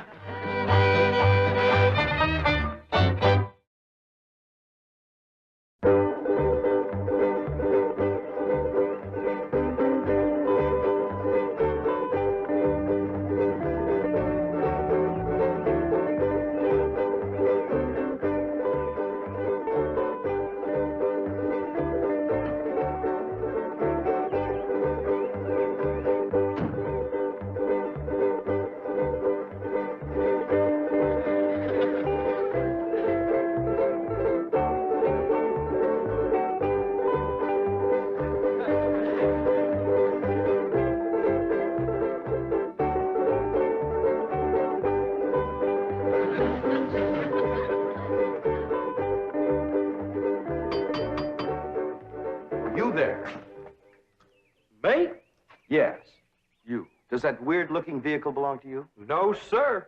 Can you move it? I reckon so. Please do. It completely spoils the effect of my imported 190. What should I do with it? Oh, I don't care. Just get it out of sight. Hide it somewhere. Yes, sir. Sonny Drysdale to see Miss Clampett. Oh, come in, come in.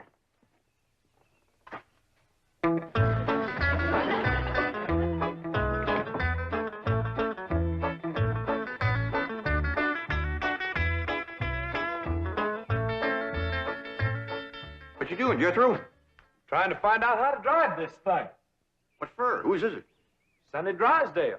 He asked me to get it out of sight for him. All right. Just trying to surprise Ellie. Where do you say put it? Well, he just said hide it somewheres. Yeah, let's accommodate him. You take the front end, I'll take the back. We'll put it back of them bushes yonder. Okay.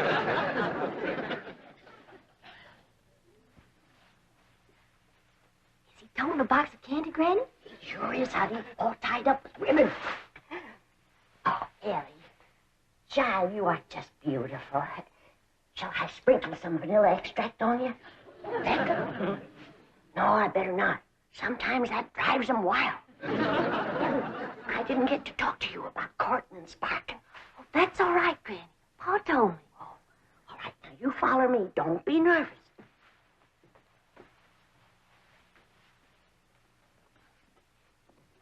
Here she is, Mr. Drysdale. Thank you. You're beautiful. Divine. Never mind me. Say something nice to her. Hold it just a moment. What a vision you are. What a picture you make. From your golden hair down to your... Is that for me? Yes, yes it is.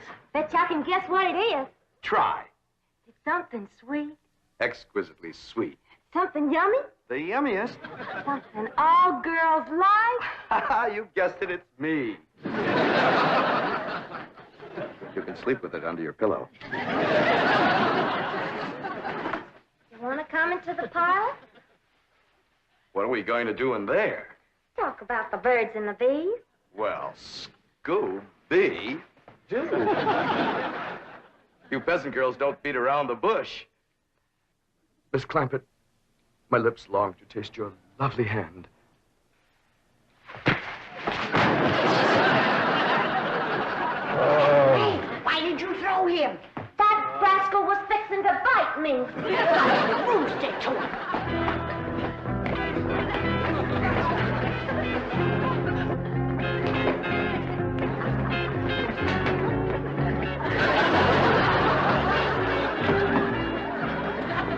My car, where is it? Oh, it did good, ain't it? Ain't nobody can find where we put it.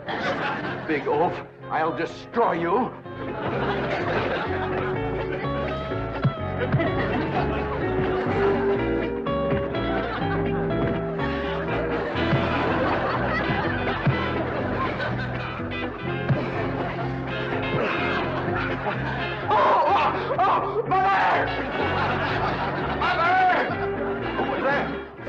Drysdale.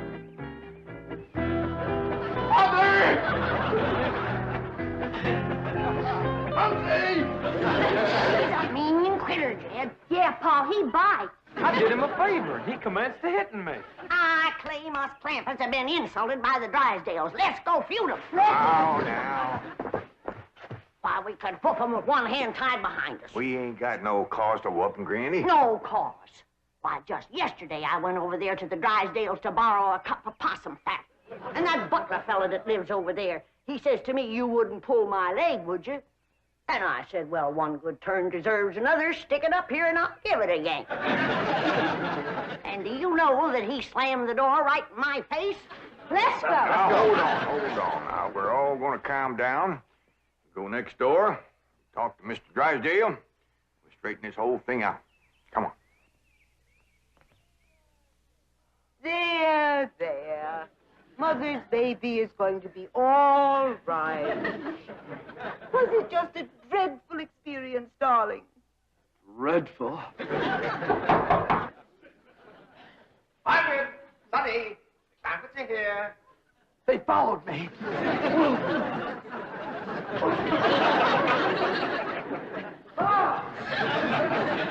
Come in. Where's Sonny? Here I am. Well, we've straightened out the misunderstanding, and now these people have something they want to say. Well, Sonny, I reckon this is all my fault. I'm sorry I wasn't to the door like a proper paw had ought to been. I'm sorry I throwed you, Sonny. And I sure do thank you for that nice picture you give me. And I'm sorry you hurt your hand hitting me, Sonny. And me and Jethro was sorry that we hid your automobile. We towed it back over and set it down in front of your house.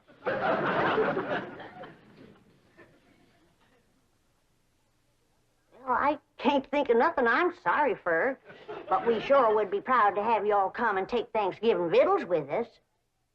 Sonny and I wouldn't think of passing up an invitation like that. We'll be there, all of us. Let us say grace. We sure have got a lot to be thankful for, Lord. We got good health, good neighbors, good food. Jethro's going to school. Ellie's got a feller. I guess everything is just about fine, and we sure do thank you. Amen. Amen. Amen. Amen. Well, Jethro, hand out the pot passers and the meat stabbers. Let's get at it.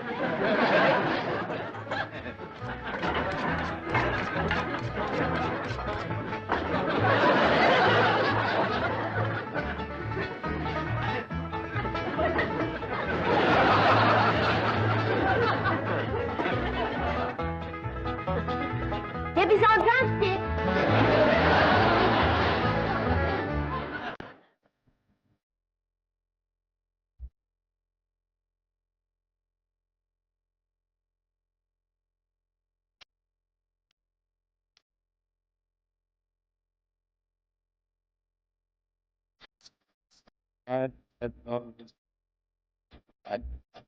For kindly dropping in. You're all invited back next week to this locality.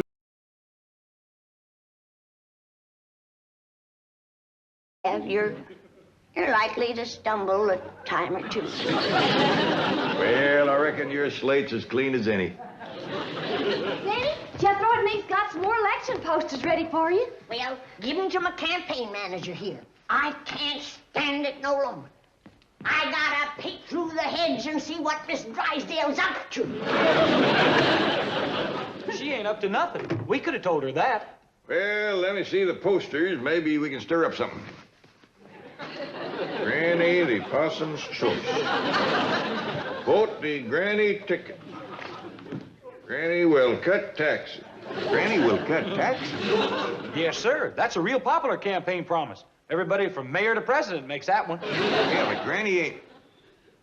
Well, I reckon she can keep it about as good as the others have.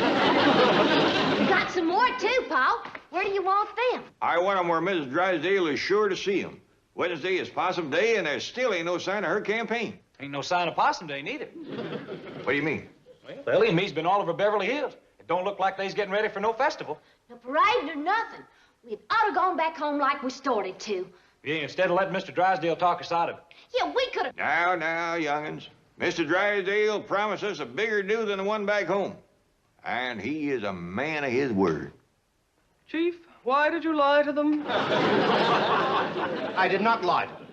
But you promised them the Beverly Hills would put on a fabulous possum festival. No, I did not. I promised them you would put it on.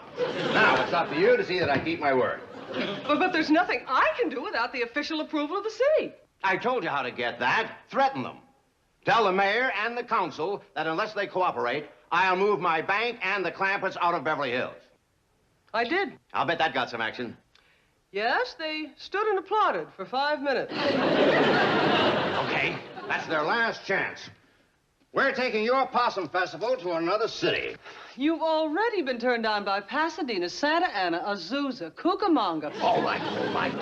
Chief, I implore you, before it's too late, let's put the Clampetts on a plane for home. Oh. It's the only place in the civilized world where Possum Day is celebrated. Well, I'm going to change that. There must be plenty of communities around here that would jump at that opportunity. Now, let's see. Here's one right on the coast. Possum Beach. That's Pismo Beach. So it is. Well, maybe they'll change it. Granny'd like that. And that's another thing. Granny thinks she's running for Possum Queen against your wife. So? So your wife doesn't even know about it. And Granny keeps wondering when she's going to start her campaign. She's going to start her campaign this morning. She is? Yes. She doesn't know it, but she is. Milburn, I still don't understand. Why this sudden impulse to take me driving in the middle of the morning? Because I've been neglecting you, Margaret. Besides, when a man has a beautiful wife, he likes to show her out. Too bad it's taken you 20 years to get around to it. Isn't my wife radiant this morning? Indeed, she is. Happy, dear? Well, I suppose so. But aren't you neglecting things at your precious bank? Not at all. I can dictate as we're driving. Let's swing by the Clampett place. Oh, Milburn, whatever for? I want to show those peasants what real class looks like.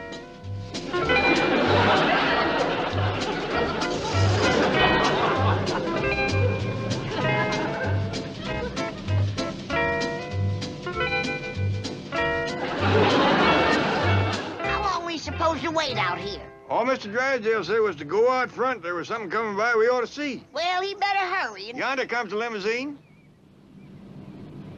What's that sign on the front? It says vote for Maggie. She's come out in the open at last. There's a big one on the side. She's campaigning for real now. Good. I don't want no shoe-in. Down with Granny.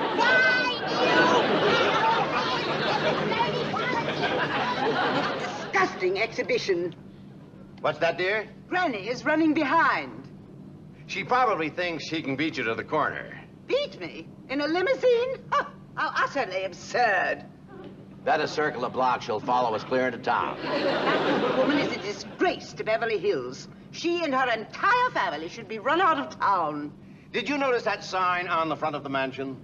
Granny for Possum Queen? What a revolting idea. Keep talking, dear. Why doesn't that stupid woman give up? Hey, what's all the commotion out here, pal? Miss Drysdale has finally come out swinging. Them signs you put up done the trick. We ain't put them up yet. Well, then don't. Because this campaign already stands to be a rip-snorting, backbiting, name-calling, mud-slinging... Hey, look yonder. Granny's picked up speed. You to smear me, you fat old broke. Come back here and face me, you coward. Campaign sure is underway, all right. Yeah, I ain't never seen Granny look so mad. You're wrong, Ellie. You never seen her so happy. Come back here and face me, you coward.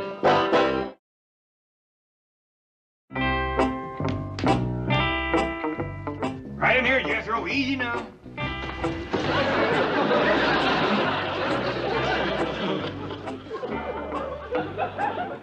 Hey, she is really bushed. She was holding her own the first 2 or 3 miles. I think she'd have caught the car if she hadn't a trip. Sure. I reckon you best towed her right on up to her room. Ah, you don't.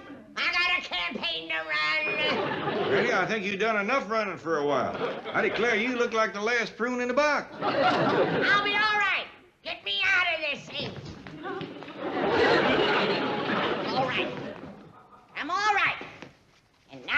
Miss Drysdale has showed her hand, we got to swing into action. Ellie, you go and put on a pretty dress and commence passing my vote getters around house to house. Yes'm, Granny. Vote getters? Yes, Jed, it's a gift package.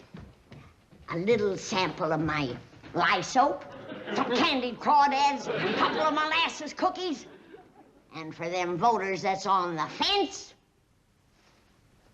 a little snort of my friendly persuader. That ought to knock him off the fence. I never could afford a campaign like this when I was running for queen back home. I know. Politics is a rich man's game. True.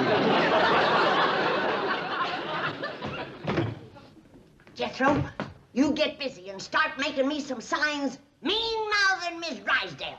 Well, how far you want to go, Granny? Call her anything you can think of. Remember what William Jennings Bryan said? Fight hard, but fight clean.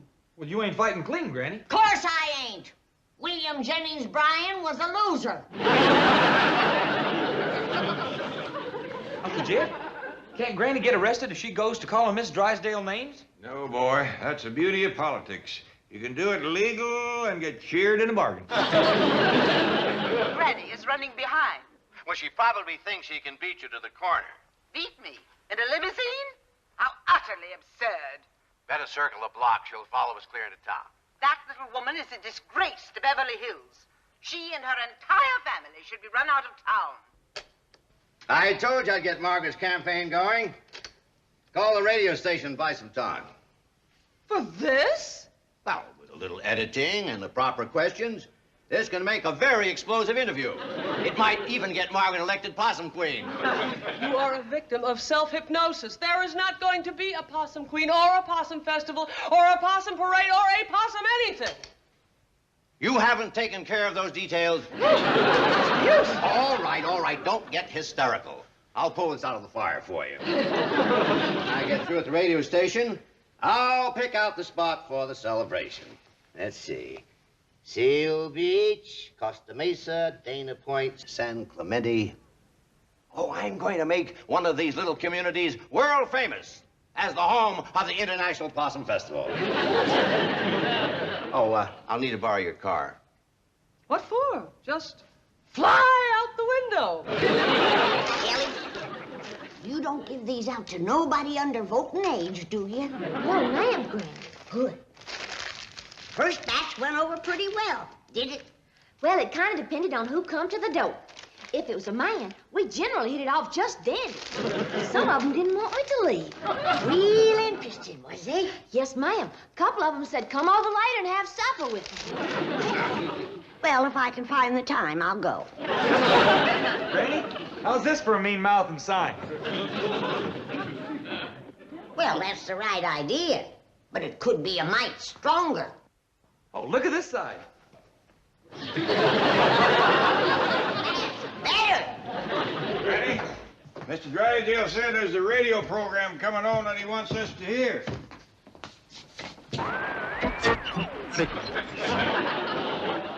Right here's where it's coming on. This is KBH, the voice of Beverly Hills. The following is a paid political announcement by the Margaret Drysdale for Possum Queen Committee. Mrs. Drysdale, how do you think the campaign is going? Granny is running behind. Think she has a chance to beat you? Beat me? How utterly absurd. How do you feel about your opponent personally? That little woman is a disgrace to Beverly Hills.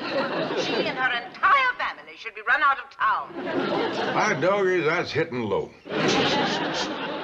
I'm sure those words are spoken only in the heat of a political battle. When the election is over, you'll probably be good friends. What a revolting idea. Well, thank you, Mrs. Drysdale. Why doesn't that stupid woman give up? Thank you, Mrs. Drysdale. What a disgusting exhibition. Thank you, Mrs. Drysdale. We now return you to our regularly scheduled program. Now, Granny, don't cut loose in front of the young'uns. Go in the pantry first and let off some steam.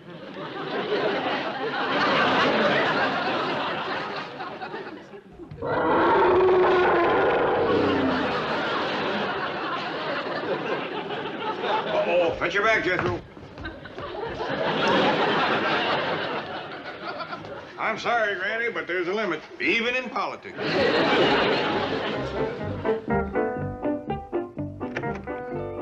Are you sure my husband said he wanted to go for another drive? Yes, madam. We're to pick him up in town. Well, I'm glad he's finally realized what a great social asset I am to him. Yes, madam.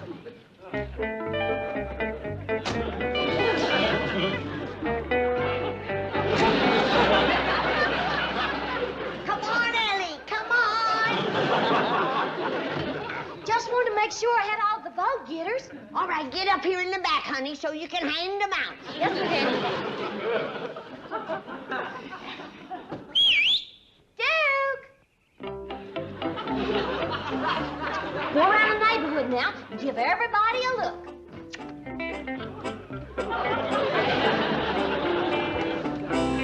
Ready when you are, Mr. Campaign Manager. Right to the middle of town, boy. While Duke is getting the neighborhood vote, we'll go after the man in the street. Yes, sir. Put the needle on, Granny. Let her roll, boy.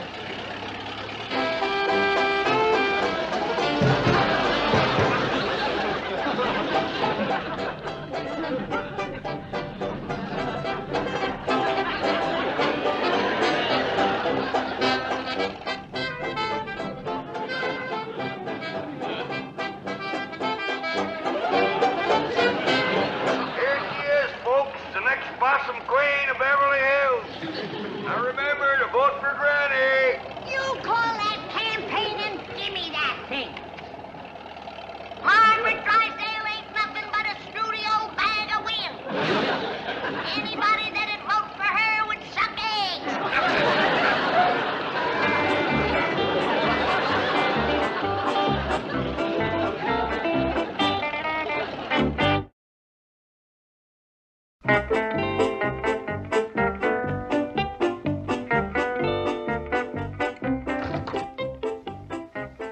What's the latest? Has Mr. Drysdale found a spot for the Possum Festival? Not yet. So far, he's bombed all the way down the coast. Last report has him headed for San Juan Capistrano. Mr. Drysdale's office. Chief, where are you? San Diego? Well, what happened in San Juan? Oh, really? Well, they do have a point. It just doesn't sound as romantic. When the possums return to Capistrano. Chief, why don't you give up and come back? Tell the Clampetts the truth and admit... All right.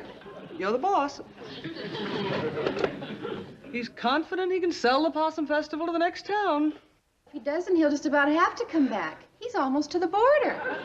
Mr. Mayor, members of the City Council, amigos.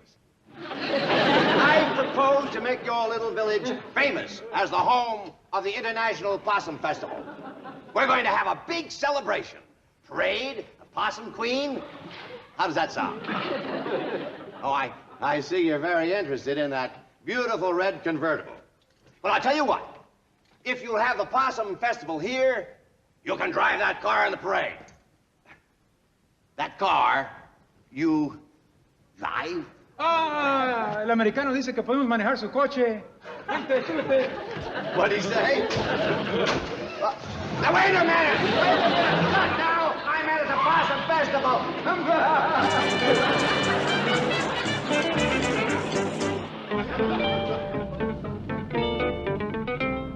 Perkins, this is getting ridiculous. We've covered every foot of Beverly Hills 3 times. I'm sorry, madam, but I just can't remember the corner where Mr. Drysdale said he would meet us. He's probably back at the bank by now. Take me there immediately. People are beginning to stare and point and even laugh.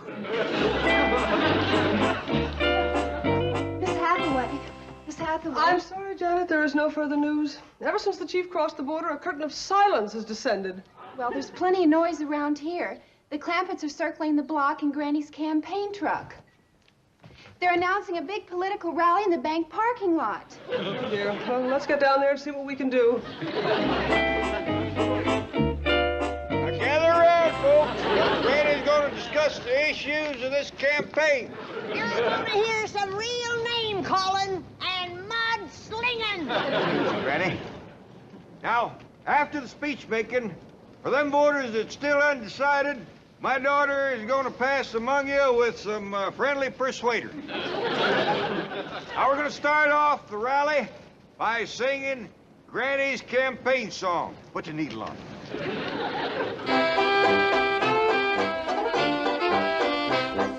Here's your choice for Possum Queen, Granny, Granny. She don't ride no limousine, Granny all the way. Vote her into Hey, lady, what's this all about? Probably one of those hidden camera shows.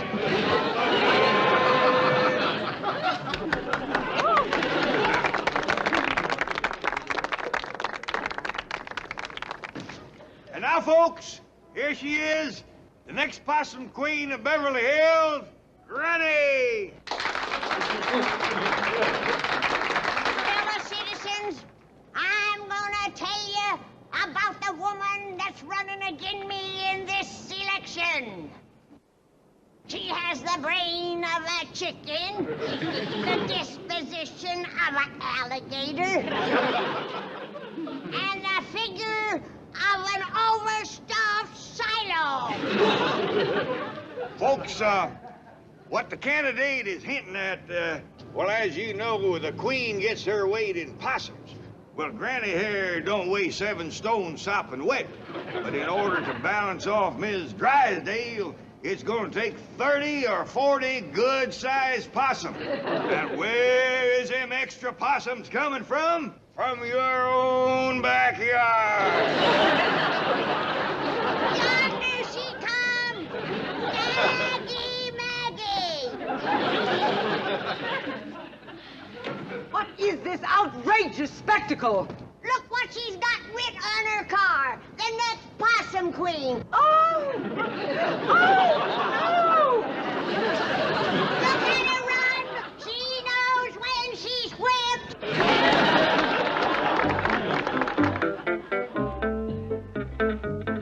Morning, Miss Hathaway. Morning, Joe.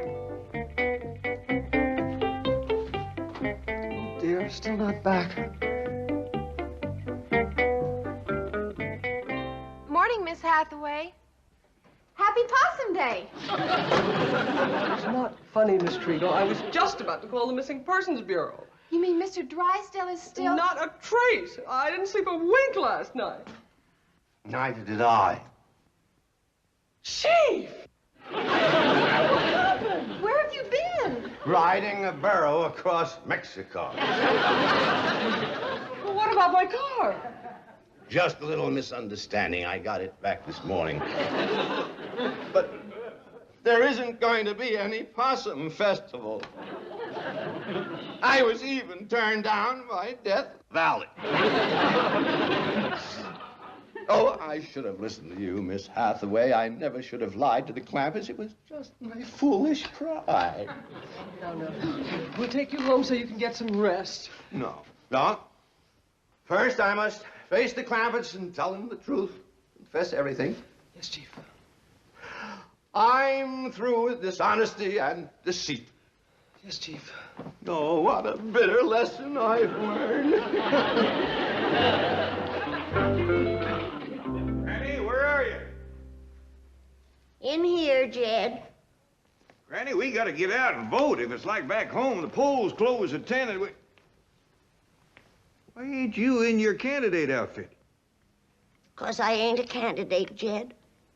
I'm withdrawing in favor of Miss Drysdale. You're what? I never knowed how much being Possum Queen meant to that woman. What you mean? Well, after I bested her at the rally, she went home, took to her bed, and she's been there ever since. Did seem to break her spirit. I don't want victory at that price. Let her ride in the parade this afternoon.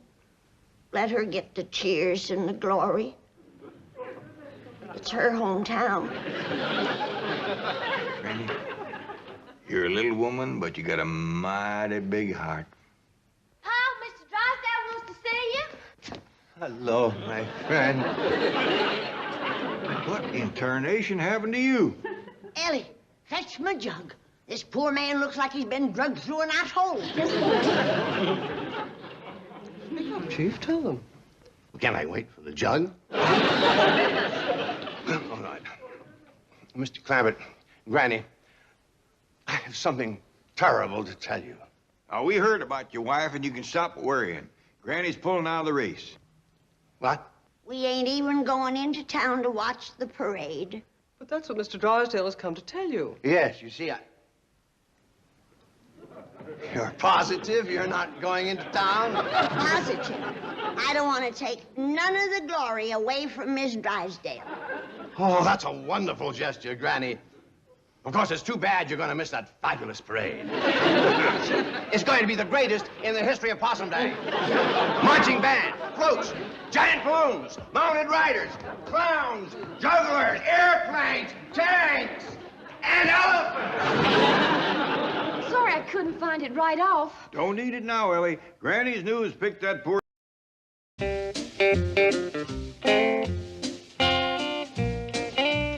You get Granny ciphering done, Jethro? I'm sorry, Uncle Jed. I got to looking through the phone book for where to join up to be a double-knot spy and plumb forgot. You mean you ain't joined yet? I can't find no Beverly Hills headquarters. I looked under S for spy, D for double knot, J for James, B for Bond. I might have to go clean to London to join up with them rascals. How much does it come to, Jethro?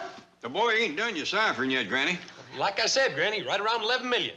I don't want to know right around. I want to know to the penny my share of Jed's money. Then I can take it out of that fancy city bank and put it where it's safe. In my mattress. Okay. Ain't you kind of hot in that spy coat? Yeah, I am. I reckon it's all right to take it off in front of you and Granny. I'm pretty sure you two ain't a couple of secret agents. I ain't. How about you, Granny? Yeah, take off your spy coat and come in ciphering. What in blue blazes is all this? Well, this is what you call tools of the spy trade. Us double knots got to be ready for anything.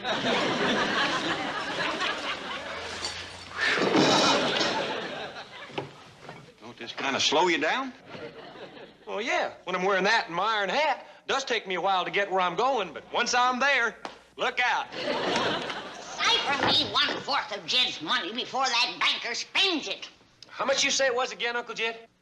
45 million, give or take $1 million or $2. Okay. 4, 5, comma, not, comma, not, period, not. Doggy, listen to that boy cipher. I ain't even started yet. I got to fourth it by chucking the divisor into the dividend and drawing out the quotient. Cost me a heap of money to get this boy educated, but it was worth it.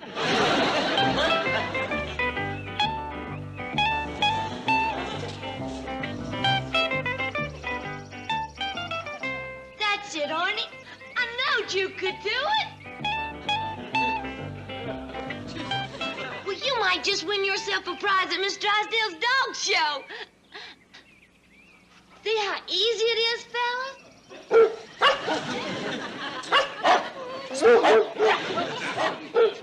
Arnie's gonna get his rewards. Help yourself. Anything you want. Arnie, I don't hardly think you can eat a whole ham hock. Fellas, whoever walks the rope next can share with Arnie.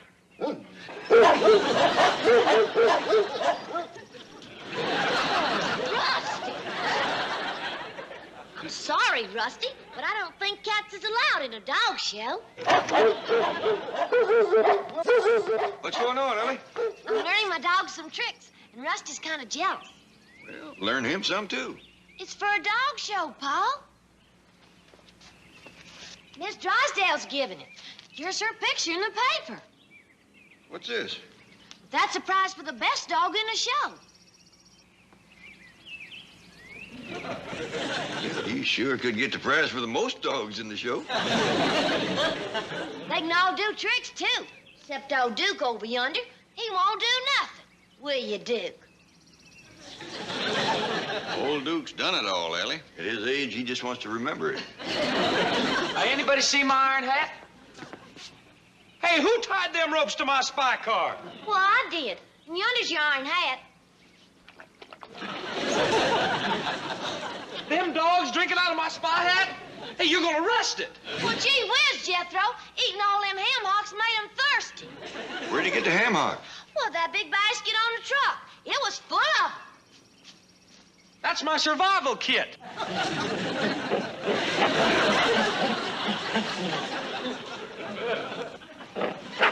Get out of my survival kit.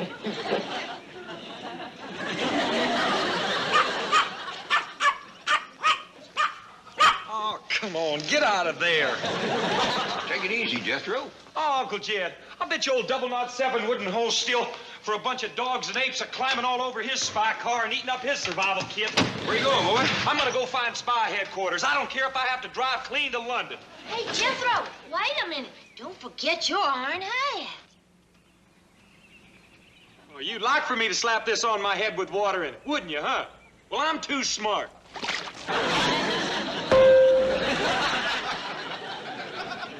Doggone, old 007's got it easy. Dr. No, Goldfinger, and Smirsh all put together ain't as bad as one girl cousin.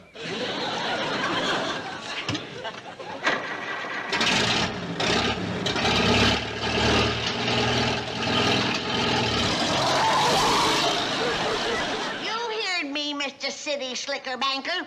Jethro ciphered me to have $11,250,000 a coming. And I want it in cash. But, Granny, I explained to you yesterday how the bank has invested your money. And you said you'd sleep on it. That's just what I'm going to do. Stuff it in my mattress and sleep on it. Now, Mr. Drysdale, I don't want no more slippery talk out of you. You have my money ready when me and Jethro get there. Jethro's going, Granny. Then I'll walk. Granny, listen. Don't do that. I'll send my limousine for you. And please bring Mr. Clampett along. All right, but make it snappy. He's sending his limousine first. What's that for? This is for if he gives me my money. This is for if he don't.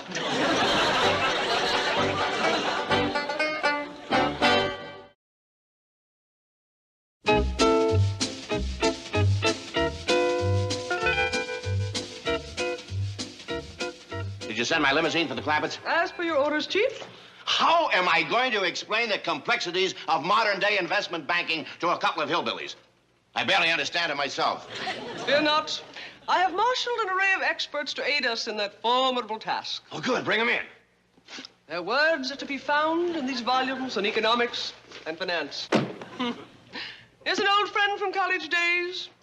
An analysis of the ethics and principles of diversified investment banking procedure by R.E. Roughton. And here is a brilliant treatise by the well-known Swiss banking authority. Are you out of your Phi Beta Kappa skull? The Clampetts don't understand the simplest facts about money. Granny thinks she can put $11 million in a shopping bag. She wants to take it home and stuff it in her mattress. $11 million in cash? In small bills, yet. Why, $11 million would fill this room. Even $1 million would... Chief, there's a thought. Let's show Granny what $1 million in cash actually looks like. Just the sheer bulk of it will discourage her. It's worth a try. The Federal Reserve will let us have $1 million on credit. Now, you get over there and make all the arrangements and have them send it in small bills. Right away. And cheer up, Chief. I might as well. Things can't get any worse. Milburn, I want to talk to you. I was wrong. They just did. Where is the limousine? Greetings, Mrs. Drysdale. Claude.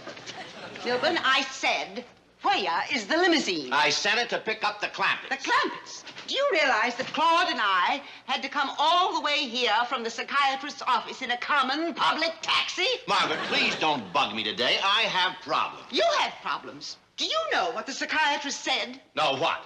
He said that Claude is a very disturbed boy.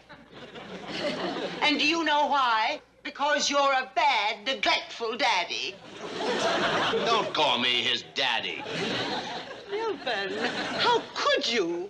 It's your constant rejection of Claude that's causing his neurosis. This is the eve of my big dog show. Claude is under enormous pressure. Now is the critical period when our boy needs the companionship and understanding of his daddy. Margaret, if things do not go well for me today, I stand to lose a $45 million account. And that's more important to you than Claude's happiness? No, of course not. I lost my head for a moment. Well, that's better. Take him to the club with you. Play ball with him. Be a buddy. Let him know that he has a daddy who cares. I have a better idea. What? Get that four-legged, flea-bitten, psycho-neurotic mutt out of here. Oh, darling, Daddykins didn't mean it. Oh, yes, Daddykins did. Come, dear. We'll go to the pharmacy and get your tranquilizer prescription refilled. If Claude turns into a delinquent and starts roaming the streets with unregistered breeds, it will be your fault. I don't care if he goes to the park and mugs pigeons. There are no bad doggies, only bad parents. Get out of here and stay out of here, both of you. Did you see that, Jed? I did for a fact. Appears like we ain't welcome. No, wait. I didn't mean you. I love you. Come on.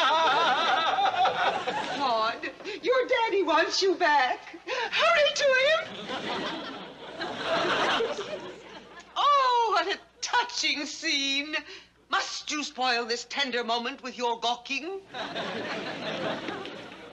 Oh, Daddy does care. Now, Daddykins, kiss Claudykins.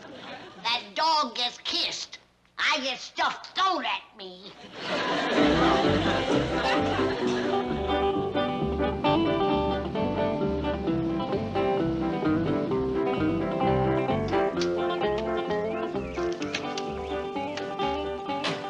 You wait right here. Won't take me a minute to fetch my shotgun. I beg pardon, sir. Did she say shotgun? Don't worry about it. I'll cool Granny down. You'd best clear out, though. Yes, sir. Thank you, sir. Well, thank you for the ride. Uh-oh, cut mud. Here she comes. Come back here! I told you to wait!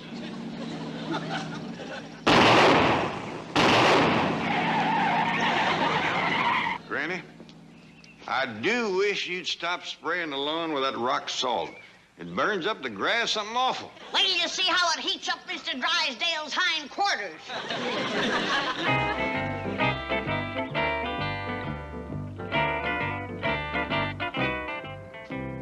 Well, there it is, Chief. $1 million in cash. Where would you like the men to put it? Leave it on the truck. I'm taking it up to the Clampetts. Oh, well, isn't that risky? Not as risky as stalling Granny any longer. All right, open up. I'll ride back and top the money. But, Mr. Drysdale, you'll be uncomfortable. Sitting on $1 million? Easy, Chief. He lost his head. All right.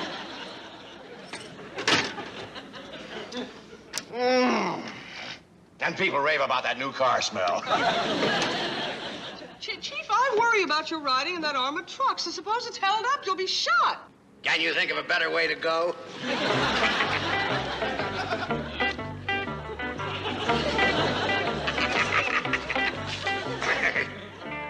That's it, Arnie. Show him how it's done.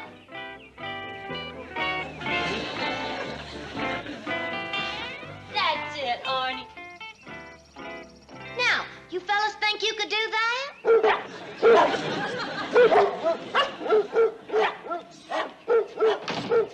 Ellie, is your paw around? I ain't seen him, Granny. Good. Get out of here, pussycat. I need this. Hey, where you going? I'm going to Mr. Drysdale's bank to get my money. And if he causes me any trouble, I'm gonna saw him down. You gonna walk all the way to the bank? No, I'm going at a fast trot.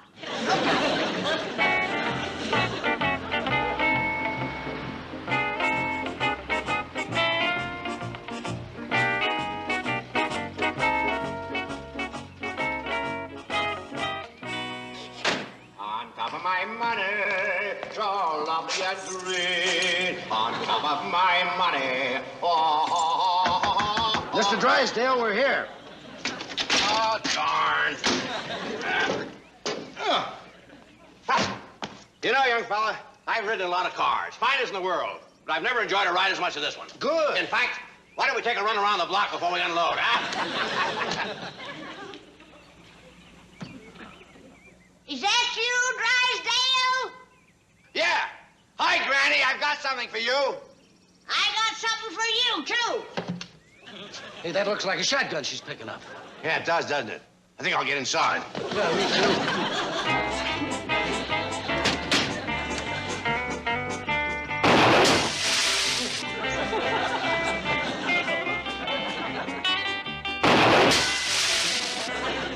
Come on, Drysdale, you coward, and fight! Come on up! Granny, wait. Step back from the door. Look what I've got.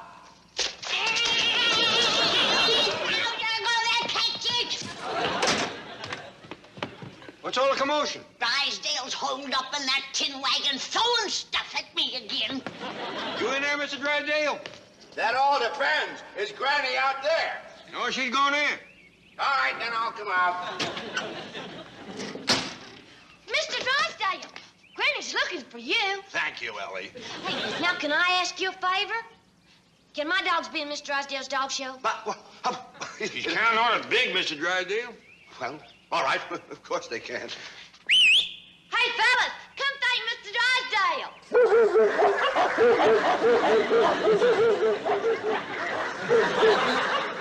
I fetched a can opener.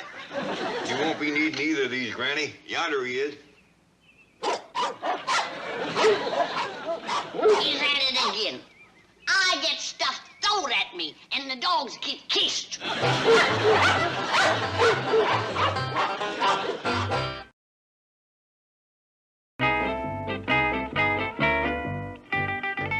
Chief, what happened with Granny? How did my $1 million idea work? You're fired. Something went wrong? Everything went wrong. I was shot at, mobbed by wild dogs. Well, $1 million. Did you show it to Granny? Yes, we showed it to her. We took it out of the truck and stacked it up very neatly. It made a pile this high, from here to the wall. Well, surely that convinced her she can't stuff it in the mattress. Well, what did she say? She said thank you. Now cut mud out of here and fetch back the other 10 million. What are you going to do now? I'm going to sit here and bawl like a baby. Chief, it's always darkest before the dawn. Soon the bright sun will rise, and you hear the sweet voice of a bird singing. Milburn, I want to talk to you. Look what you've done to Claude. He's regressed to infancy, and all because you told Ellie Mae she could enter her mongrel curs in my dog show. Milburn. Margaret, please don't do that. Pay attention. Dr. Wiedemeyer said Claude is acting this way because he feels betrayed by his own daddy. You must take him up to the Clampetts and let him hear you deny everything. Cut you out of your... Chief, I think that is an excellent idea. The last idea you thought was excellent got you fired.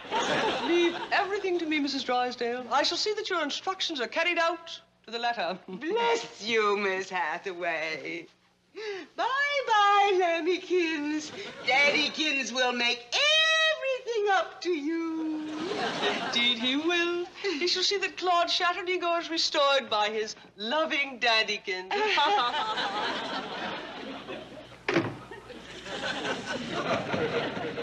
You're not only fired, I'm going to have you committed as dangerous. You and this paranoid poodle can share the same padded cell. Hold your fire, Chief. Claude here may hold the key to peace with Granny.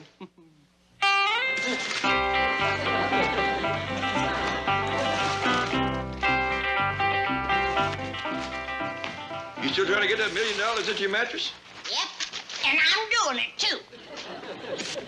Ain't that gonna sleep kind of lumpy, especially after these feathers you've been used to? It'll pack down. Here, give me a hand. Where are you gonna put the other 10 million? I ain't packed my pillowcases yet. What you gonna do with all these feathers? Drysdale can keep them in his bank. How you gonna get it up in your room? Jethro can tote it. How you gonna get it through the door? Look, you worry about your money. I'll worry about mine. What are you fixing to do now? I'm fixing to get the lumps out of my mattress. Come in. Oh, Mr. Clampett. Mr. Drysdale, congratulations. What? You rascal, you didn't say a word. Wait a minute.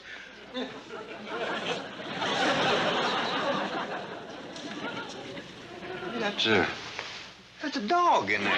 Yes, that's my wife's poodle. He's very sick, and we need Granny's help. Oh, indeed we do. Granny, got a sick dog over here. Well, I got $1 million over here. If you're looking for a trade, forget it. What's she doing? She's stomping the lumps out of her money mattress. Granny, surely you won't refuse help to a creature in distress. You're a doctor. I ain't no dog doctor. That's the truth. Granny don't know nothing about doctoring dogs. Who don't? Fetch that critter over here.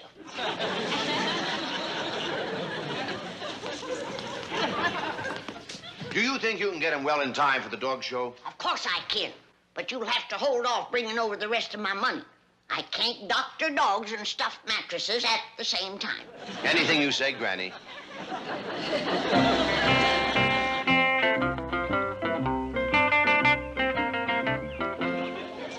See how easy it is, Cloud? Now come on, you try. That's it. Now stay. By doggy, Granny sure got old Claude on his feet in a hurry, didn't she? Yeah, but Paul, he hadn't ought to be in the dog show. Why not? He ain't got a chance to win. He can't do one single trick. Dickens, you say? It ain't time to learn him. He's awful dumb. Yeah, he don't look too bright, does he?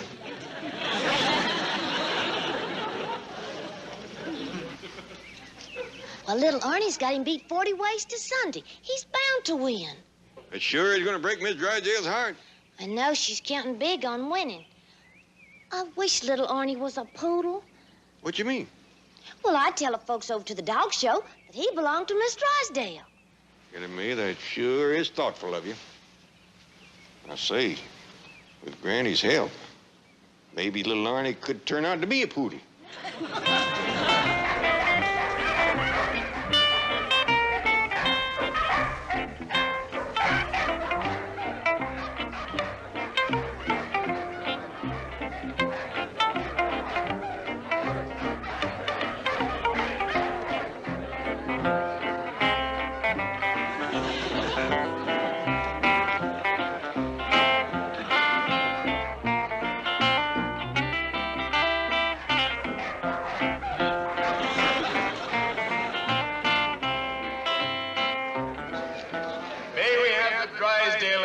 Please.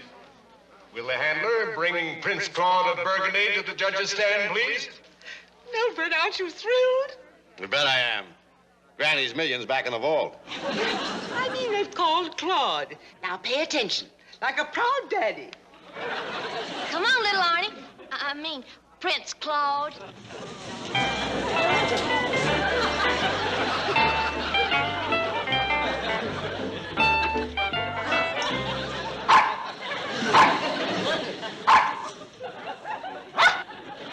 Let's have a closer look at that poodle, miss.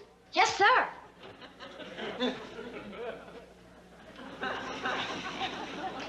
Do a trick for him, Prince Claude. Sit. On your feet. Take a bow. Will Mrs. Drysdale step to the judge's table, please? I'm afraid she won't be able to make it right now. How about that, Jed? Miss Drysdale's so happy she fainted dead away. Gives you a mighty good feeling to help a neighbor. Look at little Claude go.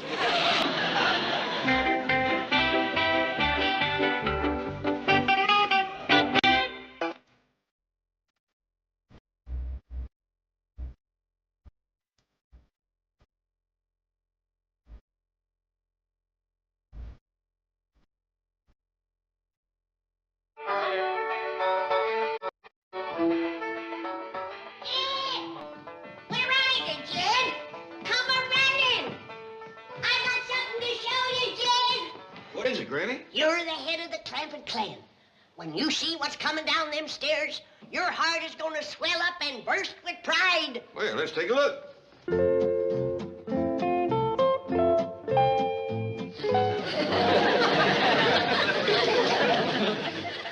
Really, Granny, that's right cute, but it don't exactly swell up my heart with pride, man. I didn't mean him, I meant Ellie Mae. Come on down, Ellie. Ooh, you got her all prettied up for a date, huh? Purdied up ain't the half of it. When that boy sees Ellie, he's gonna drop to his knees and pop the question today, just like it happened to me 60 years ago. How can you be sure? Looky yonder. There's me, 60 years ago, head to toe. Let out a little in between. What took you so long, girl? Well, I thought I'd never get them rascals buttoned up. Lost my button hook. Well, Jed, don't she just fair take your breath away? She does for a fact, Granny. But, is women still wearing them kind of clothes today? No, and that's why so many ain't getting married. What you mean? Women's clothes today don't leave nothing for men to wonder about. You take them women down to the victual store. Them women come in there wearing little shorts and something they call stretch pants. They all look like a 4-pound sausage stuffed into a 2-pound skin. Right in the middle store, huh? Oh, it's shameful. Why, them women show more than a sideshow wiggle dancer at a county fair. Ain't you been down there? Ain't you seen them? No, but you sure put me in the mood to go. Nothing to fun about, Jed. You want your daughter to have a happy marriage, don't you? Oh, of course I do, but... Ellie, come here. Oh, no, Ellie. Take little bitty steps and hike your skirt a mite. No. Honey, you watch me. Give him a little easy glimpse of your calf.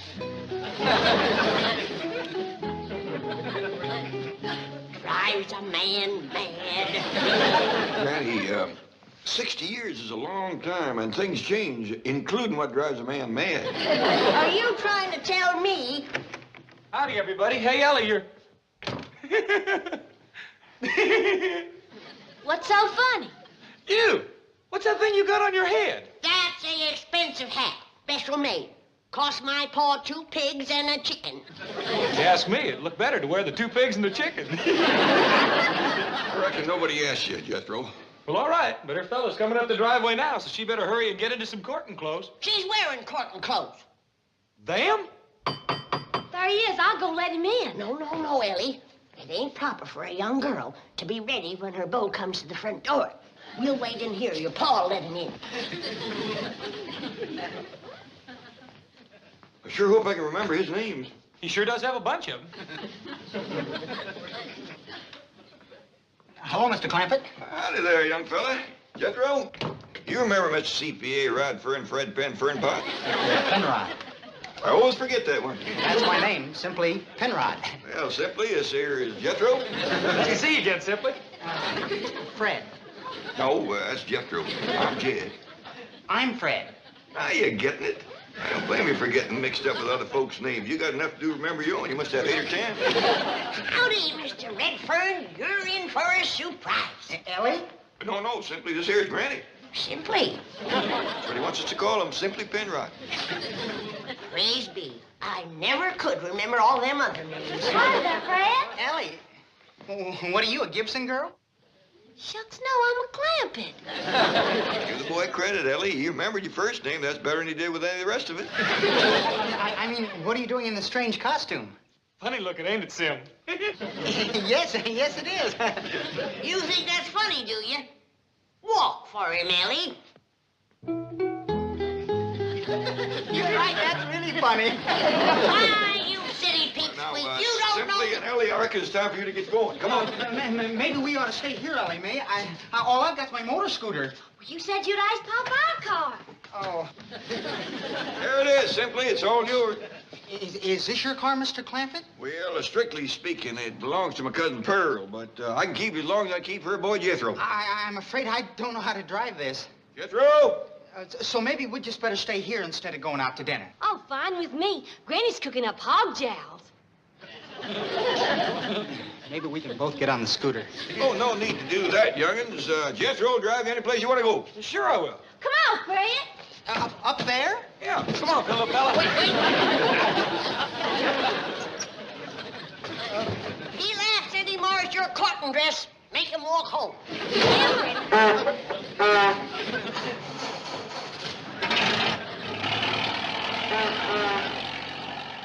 Kid, I think we're making a mistake, letting that city whippersnapper court Ellie. Well, now, Mr. Drysdale seems to set great store by young Fernpod. Simply says he's going to move right up the ladder. Ladder? What's he do down the bank? Wash windows? I understand it. He's got something to do with bookkeeping. Must keep him on a high shelf if he has to climb for him. I say that we ought to take Ellie home and get her married to a hillman. She's a filly with a high spirit, and she needs a strong hand at the rein. Well, Leaf Crick's mighty anxious for his boy Dub to get hitched to Ellie. He's strong. I said a hillman, not a gully-jumping mud crawler. All right, Granny. He's the no-account son of a no-account father. Thieves, both of them. All right, Granny. Why, they'd steal a hot stove and come back for the smoke. I'm sorry I mentioned it. Now let's forget about Dub Crick. That suits me fine. Why, even that name ain't rightfully his. Dub? Got it from a school teacher. Somebody asked her if Leaf's boy was smart or dumb, and she had a cold when she answered them. That's the dumbest boy that ever drawed bread.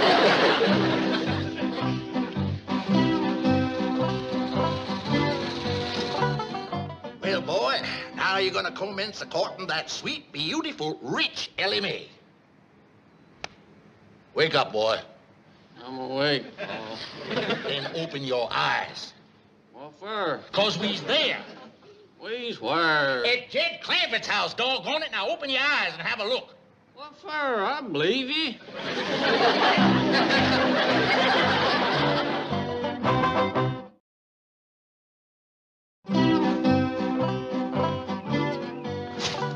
Now, boy, when they open the door, you let your pa do all the talking, you hear? Selling the Clampetts on letting you marry into their family is going to be harder than sneaking daylight past a rooster. Wake up, boy. I'm talking on you. I'm awake, Pa. Then look at me. What for? I know what you look like. Oh, there now. I got that nasty old bee that stung you on the head. Why, Jed Clampett, I didn't see you standing there. You know my boy, Doug. Yeah, I do. Howdy, Doug. Boy, Mr. Clampett done said howdy on you. Now, why don't you answer him? Because you said when they opened the door to let you do all the talking. I thought I seen another bee. You hit smart, boy? Answer the man. Only when Paul hits me. I don't want to buzz him by. Y'all better come in out of the bees. Well, thank you, Jed. Thank you. Got the sack. Oh, why, this here's just a little present the Dub brought out for Ellie Mae. A nice batch of black walnuts, the kinds you can't grow out here. Oh, that's mighty nice of you, Dub. Where'd you get them? Answer the man. I stole them. Well, what he means is they hadn't fallen off in the tree yet, and he had to pick them. Now, to a nature lover like my Dub, that's the same as stealing them baby walnuts from their mother. Awful sweet he is. Yeah, I reckon that's why the bees took out after him. Yeah. You know, Jed, we just plumb took it out from toting these here walnuts all the way out here to Ellie. Now, couldn't we just spend the night in your barn? We'd curl up in the hay. We wouldn't be no trouble to nobody. Leif, we ain't got a barn. There's plenty of bedrooms upstairs. As long as you keep quiet and don't rile up Granny, you're welcome to use them. Did you hear that, boy? Didn't I tell you Jed was like that? Didn't I tell you he was the salt of the earth, had a lot of heart? No, you just said he had a lot of money. Get out of suitcase, boy. You know, it must be all them bee stings that got his head all rattled. I'm putting you in here for the sake of peace and quiet tonight. This room's the furthest away from Granny's. Well, shucks, Jed. Granny snoring ain't gonna bother us none. Ooh-wee. This is right out of a castle, that's what it is. What do you think of this, Dub? It takes your breath away, don't it? Come on, boy, speak up. Tell Mr. Clampett what you think of this beautiful room he's given us. Roof leaks, huh? Don't think so, Dub. Of course it don't leak. What do you want to say a Dub thing like that for? 'Cause there's a tent over the bed.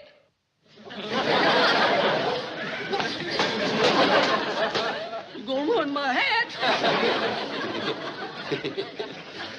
Appreciate it if you two be as quiet as you can. I don't want Granny to know you're here, leastwise not just yet. I'll break it to her gently in the morning. Oh, we understand, Jed. I don't. Must be them bee stings, Jed. He'll be all right as soon as he rests and has some victuals. I'll bring you up some grits and jowls directly. You're a good man, Jed. I says to Morty before we left, I says, dry your eyes, Morty. I says, Jed Clampett's a good man. He'll treat me and Dub just like we was his own. He'll board us and bed us, salt of the earth, Jed is. Leif, you hadn't ought to waste all that. Out here in Beverly Hills, you can sack it and sell it.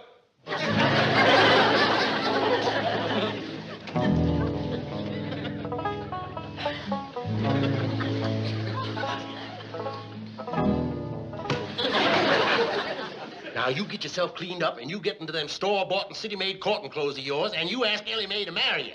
You gotta make that girl your finance before Granny runs us off.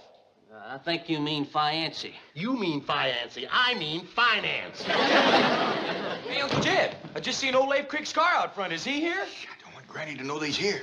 They? He bring his boy with him. Dub? Is old Dub Crick here? Hey, Dub! Boy, I just told you I don't want Granny to know they's here. Now, come on, let's get the car out of sight before she sees it. Where's Ellie Mae and Simply? Oh, they're out riding. I learned him how to drive the truck. All right, now, take Leif's car, put it over behind them bushes yonder. Ain't got no key in it. I'll just let off the brake and push it. Need any help? Shucks, no.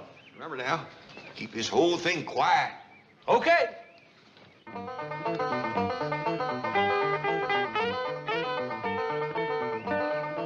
Not so fast, Jethro. You're headed for the hill. Look out. Catch it, Jethro. Got away from me, Uncle Jed. Yeah, I see it there. There she goes.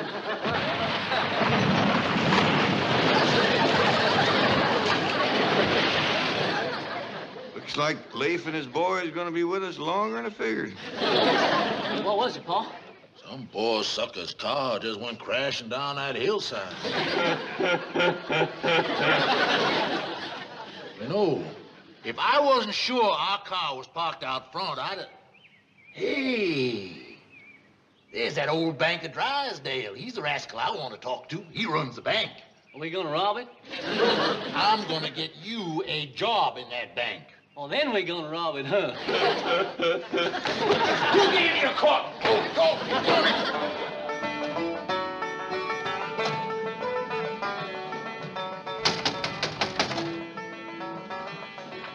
Come in, Mr. Drysdale. Granny, did you hear that loud noise? Yeah. Don't let it worry you. It's my grits exploding. Grits explode. Heck, they do it every time I pressure cook them. You care to stay for victuals? We're having some blowed-up grits and some deep-fried hog jowls. No, thank you, Granny. And a nice green salad. Wilted crabgrass.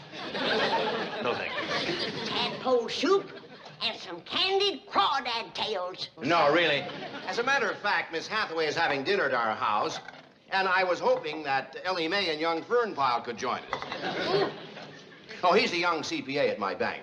Oh, you mean Simply? Who? The window washer. Greetings, Granny. I'm sorry, Chief, but Mrs. Drysdale wants you to come at once. She's ready to serve the shrimp. Looks like Simply come while you were gone. What? You better not keep your wife waiting. Au revoir, Granny. Same to you, whatever it is.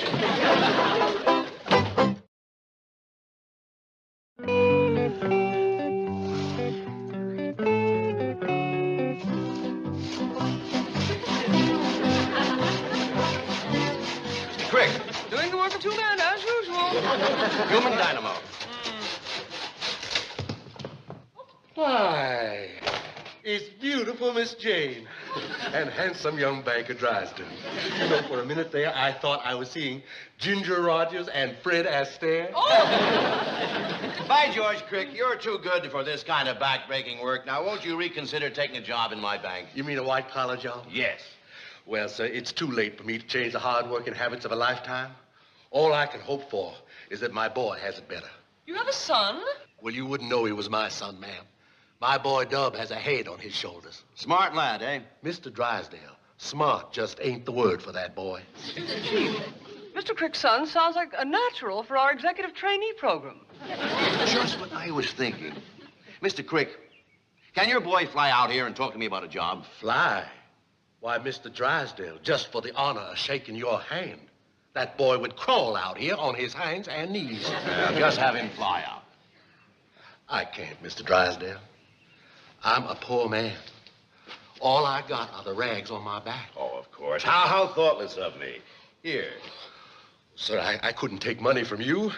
I'll have him walk out. Walk? It's over 2,000 miles. It would take him weeks. Well, he can run some of the way. Nonsense. Here. If he flies, he'll be here in a few hours. Oh, sir, all this money. It's worth every penny to have Leif Crick's son in my bank. Chip off the old block, I'll wager. Oh, yes, ma'am. That boy is a born crook. I mean, crick. Bless you. Bless you both. I'll run tell him. Telegraph him.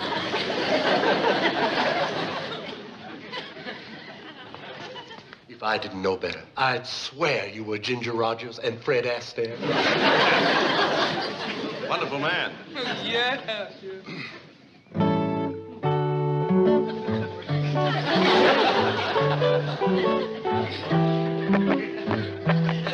Howdy do. I pressure cook 16 pounds of grits, 30 sets of hog jowls. Nobody shows up to eat. Grits and jowls, come and get them or I'll throw them out. If there's anybody upstairs, Biggles is ready. Don't throw them out. I'm coming. There's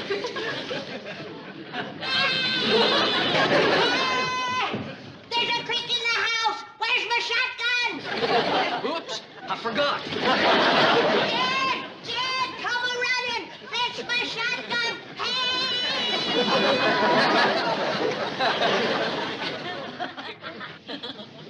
What is the matter, Granny? You're yelling like you seen the devil himself. I seen worse. A creek. Dumb creek.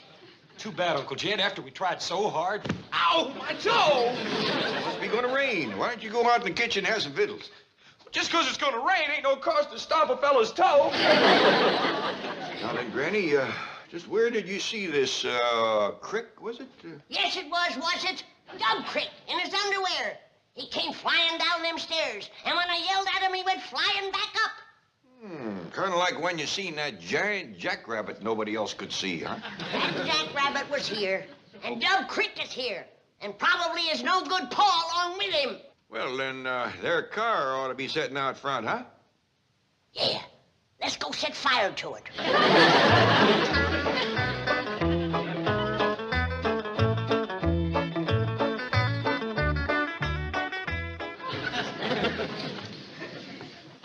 Well, Granny, was it there? No. Yeah, come on now. Let's go have some victuals and we'll all feel better.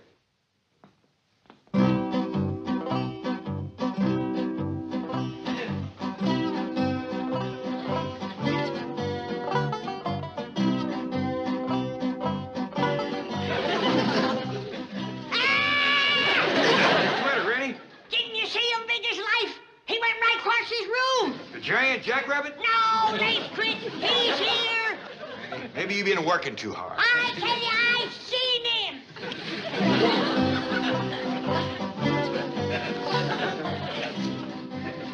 Where are you going, Granny? I'm gonna search this house top to bottom till I find that overgrown varmint. Now, what would a jackrabbit be doing upstairs? I ain't looking for a jackrabbit. Howdy, Pa, Granny. Well, look who's here. You young folks home kind of early, ain't you? Oh, we had to come home. There are no lights on that truck. What you want to do, read? Did you see anything of Leif Crick's car out front? No, ma'am. Did you see anything of Leif? No, ma'am. How about his boy, Dub? No, ma'am.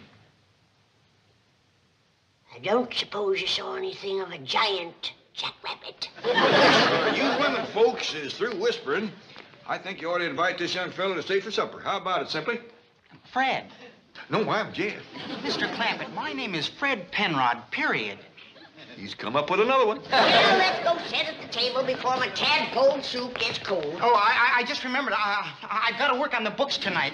So long, everybody. I'll be seeing you, Fred. Mañana, Ellie. Mañana? I wish that boy would pick out one favorite name and stick to it. Granny, can I take off my courting dress now? Sure, honey. I'll keep the soup hot.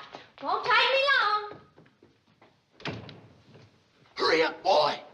Ellie Mae's come home. Ain't you in them high-class big city courting clothes yet? Almost, Pa. And they is really something. You can't even tell they second-hand. Well, come on out here. Let me have a look.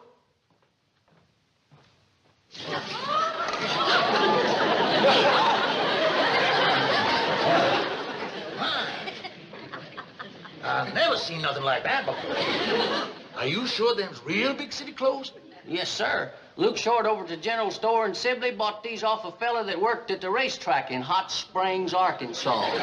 Well, cities just don't come no bigger than Hot Springs. That's the truth. You know what this outfit's worth, including the watch and the yaller shoes? How much? $15. $50? That's what I call robbery. Yeah, I knowed you'd be proud. It's the most I ever stole. Now, that is. Commencing tomorrow, you's gonna be working at Mr. Drysdale's bank.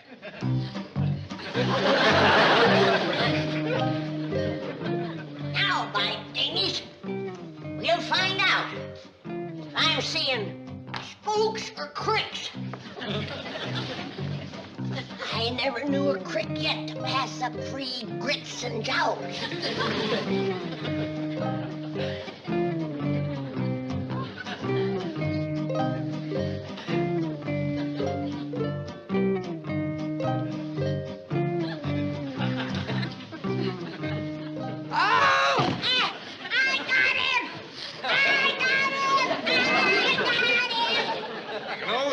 Granny pressure cooks the grits. Tenders them up real nice. Dad! Dad! Come help me, I caught him! Caught who, Granny? Just pull on this rope. You'll see. Well, does that look like a vision?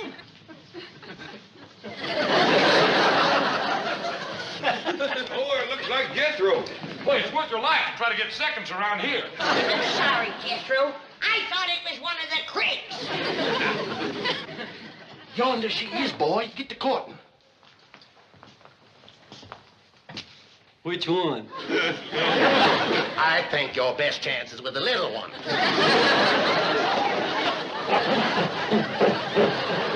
Granny, there are the cricks. Oh, no. I ain't biting on the same visions twice in one day.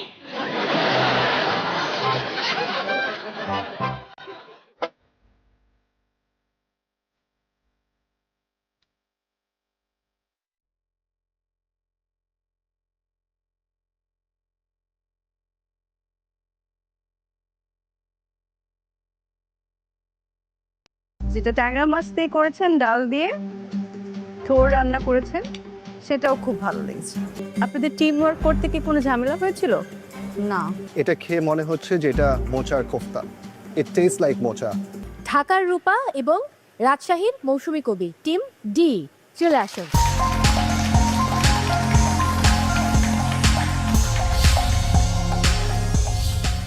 আমরা আজকে করেছি মোচার কোফতা কারি, বিনি চালের ভাত আর ট্যাংরা মাছ দিয়ে থোড়ের হচ্ছে ঝোল, সঙ্গে ডাল আছে, কাতকি মাছ দিয়েছি প্রোটিনটা একটু বাড়ানোর জন্য, মানে অ্যাড করেছি আর কি।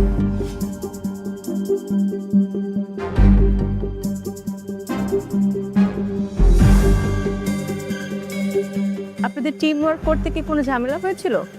না। ফুড টেস্ট নিয়ে যদি বলি, যেটা কলার মানে মোচাটা দিয়ে যেটা কোফতা করেছেন, রাইট? জি। এটাতে আবার কাচকি মাছ দিয়েছেন, খুব সামান্য পরিমাণ দেওয়া আছে। মানে এটার যে কি ফ্লেভার, মানে এটা মালাইকারি মনে হচ্ছে না কি মনে হচ্ছে? কারেন মালাই, মানে আমি বলছি যে আমার কাছে কি আমি মালাই কোফতা খাচ্ছি না কি খাচ্ছি, কোনো কাচকি মাছের আছে না একটা ফিশি স্মেল থাকে, খুব সামান্য একটু থোড়ের যে ফ্লেভারটা যেন নষ্ট না হয়েছে, যে ওইটার পথপর বলছে, আবার আমি আবারও মোচা বলি, তো মোচার ফ্লেভারটা যেন ওইটা নষ্ট না হয়, এই জন্য খুব সামান্য একটু দিয়েছি। ফ্লেভারফুল, খুবই মজা, আউটস্ট্যান্ডিং। আর চালটা তো ভালো লেগেছে, যেটা ট্যাংরা মাছ দিয়ে করেছেন, ডাল দিয়ে থোড় রান্না করেছেন, সেটাও খুব ভালো লেগেছে। Thank you. হ্যাঁ, ট্যাংরা মাছটা চুজ করাতে আমার খুব ভালো লেগেছে। কাটাটাও ভালো হয়েছে, বগুলি কাটার কিন্তু একটা স্টাইল আছে। জি ম্যাম, এটা গোল করে কেটে যদি থাকে তাহলে মানে এটা গলায় লাগে। তো ঝোল করে রান্না করা হয়েছে, ওয়াইজ ডিসিশন ছিল। আর তার সাথে ফিশটাও খুব ভালো গেছে। বাকি দুটো রাইস তো খুবই ভালো লেগেছে, আর আরেকটা আইটেম যেটা ছিল সেটাও ভালো লেগেছে। ভালো। আমার সবচেয়ে বেশি যেটা ভালো লেগেছে আপনাদের দুটো ডিশে ইজ আপনারা you stayed true to the ingredients. এটা খেয়ে মনে হচ্ছে যে এটা মোচার কোফতা। ইট টেস্ট লাইক মোচা। হালকা একটু বিটারনেস আছে, মোচা ইন জেনারেল বিটার হয়, সো ওটা বিটারনেস আছে, but it makes it up with the curry. Thank you. I really like the taste of it. Same goes for this. এটা ক্রাঞ্চিনেসটা with the fish with the dal I think perfectly blend করছে। দুটো food অনেক মজা। Thank you sir. কস্টিংটা আরও ডিটেলসে করলে better হতো, বাট ওভারঅল এখান থেকে যতটুকু দেখা যাচ্ছে cost price versus selling price is okay. Thank you, very good. Thank you, খুব ভালো ছিল।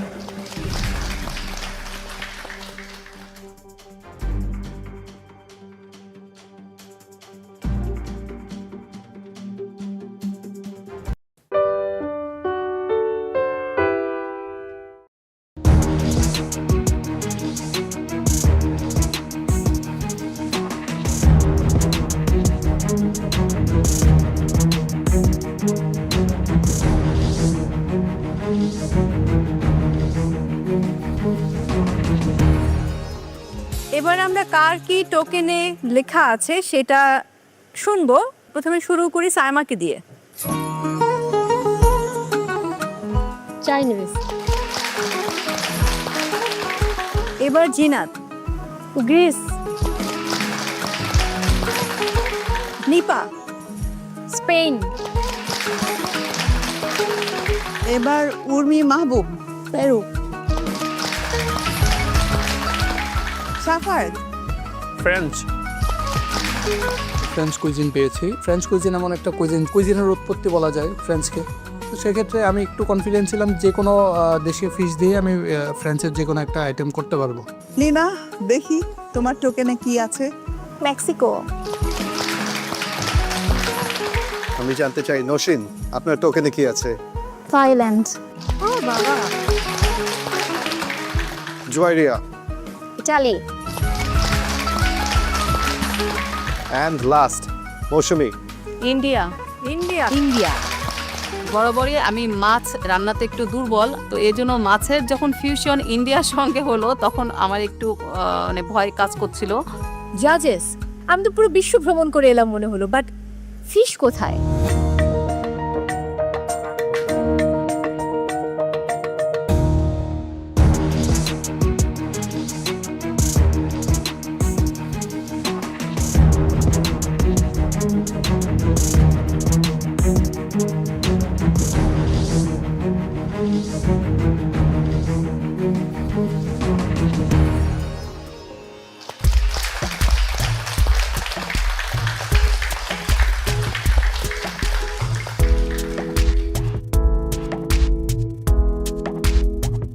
জিনিসটা কভার আপ করার পরে দেখলাম ওখানে 4 টাইপের মাছ ছিল, অ্যান্ড দেখে খুব একটা ডরাইনি, বিকজ মেন্টররা আমাদের অলরেডি ক্লাস নিয়েছেন অ্যান্ড এই দেশি ফুডগুলো নিয়ে অনেক ফিউশন ডিশেস করানো হয়েছে।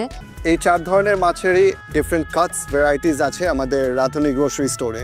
আপনাদেরকে আজকে একটা ডিশ প্রেজেন্ট করতে হবে। এছাড়াও আপনার যদি মনে হয় এর সাথে কোনো সাইড ডিশ আপনারা দিতে চাচ্ছেন অর অ্যাপ্রোপ্রিয়েট যেটা যায়, সেটা আপনারা আমাদেরকে আজকে প্রেজেন্ট করতে পারেন। সুবিধার্থে আরেকবার বলে দিচ্ছি, এখানে 4টা মাছ, রুই মাছ আছে, বোয়াল মাছ, ট্যাংরা আর বেলে মাছ। এই 4টা থেকে যার যে দেশ বা কুজিন অনুযায়ী আপনারা রান্না করবেন। আর একটু সহজ করে দেই, আপনাদের জন্য তো অবশ্যই মেন্টার্স আছেন। মেন্টার্সের হেল্প নিয়েই কিন্তু আপনারা আজকে রান্নার পরিবেশন করবেন। তার জন্য মেন্টার্সদের টাইম দেওয়া হবে আজকে, পার পার্টিসিপেন্টসের জন্য 5 মিনিট করে পাবেন।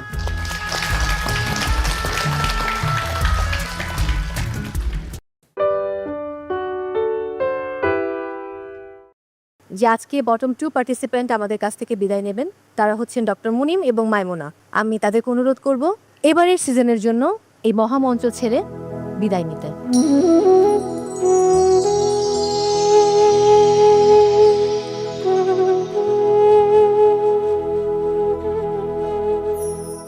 দুটো চ্যালেঞ্জ মিলিয়ে এই মুহূর্তে বটম 2 পার্টিসিপেন্টসের স্কোর দেখে নেব। ডক্টর মুনিম হোসাইন 37.6, মাইমুনা আক্তার 40.6। ডাক্তার মুনিম, প্রথম চ্যালেঞ্জে খাবারটা একদমই ভালো ছিল না, আমরা সবাই দেখেছি, বাট আপনি চেষ্টা করেছেন আপনার জায়গা থেকে। আজকেও আমি খুব আশাবাদী ছিলাম যে আজকের পারফরমেন্স খুব ভালো হবে। ভালো হলো না, বিজ্ঞ বিচারকেরা বললেন আপনার মেন্টর কাজ ছিলেন আপনার জন্য। আপনি আসলে এই মুহূর্তে কি বলতে চান আমাদের উদ্দেশ্যে? সেরা রাঁধুনির এই মহামঞ্চের যে লেভেল, সেই লেভেলের জন্য আমি রেডি না। এই লেভেলে ওঠার জন্য আমাকে আরও অনেক পরিশ্রম করতে হবে, আমাকে আমার এক্সপার্টিস অনেক বাড়াতে হবে। আমার ফোকাসের কোনো ত্রুটি ছিল না। প্রবলেম যেটা, সেটা হচ্ছে আমার স্কিল, আমার এক্সপার্টিস, আমার টেকনিকগুলো স্বল্প সময়ের মধ্যে ধরে একটা আউটপুট দেওয়ার যে ক্ষমতা, সেটা এখনও সেরা রাঁধুনির মহামঞ্চের লেভেল পর্যন্ত ওঠেনি। শেফ, মাইমুনা এবং মুনিম, এই দুজনের উদ্দেশ্যে কি বলার আছে? মাইমুনা আর মুনিম, তাদের দুজনের জন্য আমি বলতে চাই ইটস ভেরি আনফর্চুনেট। আমার অনেক আশা ছিল দুজনকে নিয়ে, but both of them are right. It is true যে they are not yet ready for the challenge. So next time be more prepared and come back. We will wait for you next সিজনে। দিলারাহানি পূর্ণিমা, আসলে প্রথম থেকেই আমি যখন audition round চলছে সেইটার কিছু ক্লিপিংস দেখেছি, স্পেশালি ডক্টর মুনিমের, তখন বলেছিলাম যে উনি হয়তো বা আমাদের এই মহামঞ্চে এসে অনেকগুলো চ্যালেঞ্জ পার করে যাবে। সেই আশাটা নিয়ে আমি সেই কথাগুলো বলেছিলাম। আর মাইমুনার প্রতিও সেরকম একটা এক্সপেকটেশন ছিল, কারণ আমি দুজন বিচারকের কাছে তার অনেক প্রশংসা শুনেছি। ভেবেছিলাম তারা অনেক দূর যাবে, বাট তারা দুজনেই সুন্দরভাবে তাদের নিজেদের ল্যাকিংসগুলো এত ভালোভাবে ব্যাখ্যা দিয়েছেন, সেটার জন্য আমি অ্যাপ্রিসিয়েট করি এবং সেটার জন্য আমি আপনাদের দুজনকে আমি দাঁড়িয়ে ক্ল্যাপ করি। Thank you. মরে যাবো ম্যাডাম, মরে যাবো প্লিজ। Thank you. শ্রদ্ধেয় রাহিমা সুলতানা রিতা, আসলে মাইমুনা এবং মুনিম দুজনের প্রতি অনেক বেশি আশা ছিল। তবে একটা কথা বলতে হবে যে এই যে একটা চ্যালেঞ্জ আর এই যে একটা জায়গা, অনেক স্কিল্ড পার্সনও দেখা যায় যে একদিনের একটু ভুলের জন্য তারা কিন্তু এইখানে আর থাকতে পারে না, স্কোর কমে যায়। তো এই জায়গাটা এমনই যে স্কিল, ঠান্ডা মাথা, সব অনেকগুলো জিনিস একসাথে মিশিয়ে কাজ করলেই কিন্তু এই জায়গায় টিকে থাকা যায়, সাস্টেইন করা যায়। Thank you. মাহফুজুর রহমান, মাইমুনাকে নিয়ে কি বলবেন? আসলে এই মহামঞ্চে ছোট ছোট ভুল একজন মানুষকে তার নিজের স্বপ্ন থেকে অনেক দূরে সরিয়ে দেয়। এটা মাইমুনার আজকের এই রেজাল্টটা একটা সব থেকে বড় উদাহরণ আমার কাছে মনে হয়। আর থাকে না যে পরিবারের একটা সব থেকে আশাবাদী বাচ্চাটা যদি কিছু হয়, এটা অনেকে আশাহত হয়। আমিও ঠিক তেমন, মাইমুনাকে নিয়ে আমি অনেক আশাবাদী ছিলাম, সে হয়তো সামনে আরও অনেক অনেক ধাপ অতিক্রম করবে। সেই জায়গা থেকে আমার অনেক খারাপ লাগছে, কিন্তু আমি যেটুকু মাইমুনাকে চিনি, সে অনেক স্ট্রং মেন্টালিটি থেকে আসছে। তার হচ্ছে অনেক স্ট্রং যে বুদ্ধিগুলো থাকে, তীক্ষ্ণ বুদ্ধি দিয়ে সে সামনে অনেক দূরে এগোবে। তার জন্য আমার অনেক অনেক শুভকামনা। Thank you. নাদিয়া নাতাশা, আমি আসলে গ্র্যান্ড অডিশনে ছিলাম, বাইরে থেকে দেখেছিলাম ডক্টর মুনিমের রান্না। তো আমার কাছে মনে হয়েছিল ও অনেক কিছু পারে বা অনেক স্ট্রং একটা মানুষ এই জায়গায় ক্ষেত্রে। বাট দুটো এপিসোডে যখন ও কাজ করেছে আমার যেটা মনে হয়েছে ওর নলেজের অনেক অভাব আছে। এটা বেসিক আমাদের অনেকেরই থাকে, যেহেতু আসলে সেই প্রফেশনের না, সো ওই জায়গাটায় হয়তো আমি যতটুকু দিয়েছিলাম অতটুকু নিতে পারিনি। বাট আজকে যেটা করেছে সে আসলে পুরোপুরি এফোর্ট দিয়েছিল। ওই জায়গাটাও আমার খারাপ লাগাটা আছে, যে চেষ্টা করেছে সে অ্যাটলিস্ট যাওয়ার আগে, সো হয়নি। খারাপ তো লাগবে, কারণ আমার টিমের একজন চলে যাচ্ছে, ওই জায়গাটায় খারাপ লাগছে। বাট আমি জানি যে সে আবার ব্যাক করবে, নিশ্চয়ই শিখে সে আবার আসবে। তার জন্য সবসময় শুভকামনা থাকে। Thank you. এবার যেটা আসলে রুলস, যে আজকে বটম 2 পার্টিসিপেন্ট আমাদের কাছ থেকে বিদায় নেবেন, তারা হচ্ছেন ডক্টর মুনিম এবং মাইমুনা। আমি তাদেরকে অনুরোধ করব এবারের সিজনের জন্য এই মহামঞ্চ ছেড়ে বিদায় নিতে।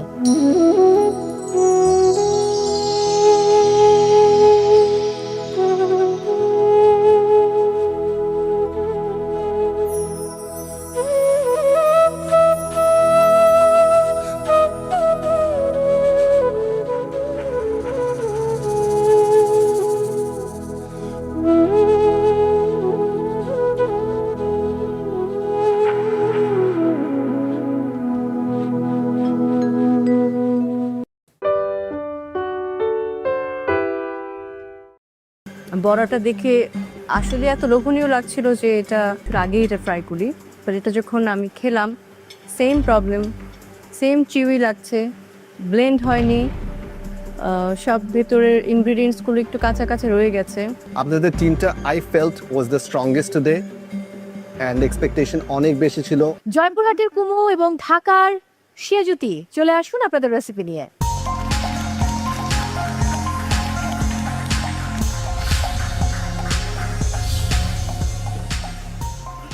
ওয়ালাইকুম জাজেস। ওয়ালাইকুম আসসালাম। হ্যালো। আমরা আজকে বানিয়েছি শেফ সাদা ভাত আর কলার থোড়ের হচ্ছে একটা মুইঠা, যেটাকে আমরা বলি চাপও বলি, সোজা কথা বড়া। আর থোড়েরই একটা চাটনি বানিয়েছি বড়ার সাথে খাওয়ার জন্য, মানে টক থোড় আছে এটাতে শুধু ব্লেন্ড করা। আর হচ্ছে কলার মোচা দিয়ে একটা ভাজি বানিয়েছি, এখানে আমরা শুধু আলু দিয়েছি, কারণ এখানে কোনো প্রোটিন বা অন্য কোনো মাছ মাংস অ্যাড করিনি, যাতে ওইটারই ফ্লেভারটা থাকে।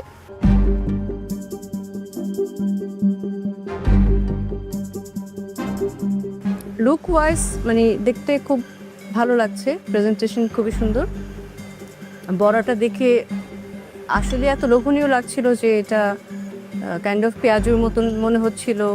বড়া আমার কাছে মনে হচ্ছিল আগেই এটা ফ্রাই করি, বাট এটা যখন আমি খেলাম সেম প্রবলেম, সেম চিউই লাগছে, ব্লেন্ড হয়নি, সব ভেতরের ইনগ্রিডিয়েন্টসগুলো একটু কাঁচা কাঁচা রয়ে গেছে। স্পাইসেস যা আছে এটার ফ্লেভারগুলো বোঝা যাচ্ছে। আর এটাও থোড় দিয়ে করেছেন না মোচা দিয়ে করেছেন? এটা মোচা দিয়ে করছেন। এটা তো সেম, যে ছোটো ছোটো করে কিউব করেছেন, বাট এই যে দু একটা কিউব একটু বড়, এটাও যখন বাইট দিচ্ছি সেম চিউই লাগছে। একমাত্র মনে হয় আমার কাছে আপনাদের চাটনিটা সবচাইতে বেস্ট। মানে এই চাটনিটা আমাকে যদি বলেন খেতে সব কিছু দিয়ে, আমি আপনাদের কাছ থেকে এই রেসিপিটা নিয়ে যাব। চাটনিটা অনেক ভালো, বাট শুধু চাটনি দিয়ে তো পার পাওয়া যাবে না। আই টোটালি এগ্রি উইথ নাম। এটা দেখে আপনি যখন প্রথমে প্লেটটা রেখেছিলেন আমার অনেক খেতে ইচ্ছা করছিল, অনেক লোভনীয় লাগছিল, but as soon as I take a bite I was expecting it to be crunchy, to crispy হবে, but it's very flat. Chutney, I think it's wow. So chutney ta diye khele overall এটা ভালো লাগে, but by itself খেলে it doesn't taste significant kono.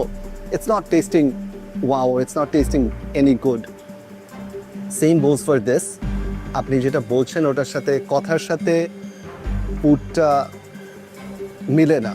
আপনাদের টিমটা I felt was the strongest today and expectation অনেক বেশি ছিল। I thought something great is going to come out of it, but it wasn't your day today. এটা মুইঠা যেটা বললে বানিয়েছো, ভেরি ড্রাই। ওর মধ্যে অন্য একটা কিছু ইনগ্রেডিয়েন্টস ইউজ করলে ওটা একটু খেতে ফ্রাঞ্চিনেসও থাকতো, বাট আর একটু সফট হতো, মুখে বাইতে ভালো লাগতো। চাটনিটা ভালো ছিল। আর যেটা আরেকটা করেছো আলুর পিসটা আর এই যে কলার মোচার পিস, হ্যাঁ একটা কিউব হয়ে গেছে, আর আরেকটা কুচি কুচি হয়েছে। ঠিক এইটা যেরকম পিস করা হয়েছিল, আলুটাও যদি সেম পিস করা হতো তখন খেতে ভাল লাগে। দুটো জিনিস, কস্টিংটা কখন করা হয়েছে? কস্টিং আমরা হচ্ছে প্লেটিংয়ের আগে করেছি। প্লেটিংয়ের আগে কস্টিং করা হয়েছে? জি। সময় শেষ হওয়ার আগে? ও পিছনে কস্টিং করছিল, আমি বড় হাত ছিলাম। That's number 1। Number 2 is station দেওয়া আছে, কাজ আমরা সব স্টেশনেই করব। আমি এখান থেকে দেখছিলাম যে ইউ গাইজ আর ইউজিং পিছনের ওই টেবলটা। এটা তো একটা আনফেয়ার অ্যাডভান্টেজ হয়ে যায়, রাইট? সবার কাছে একটা স্টেশন আছে, so we will use only the station. অন্য কোনো প্রপস, পিছনের টেবিল, এগুলো আমরা ইউজ করতে পারবো না। Yes sir, thank you.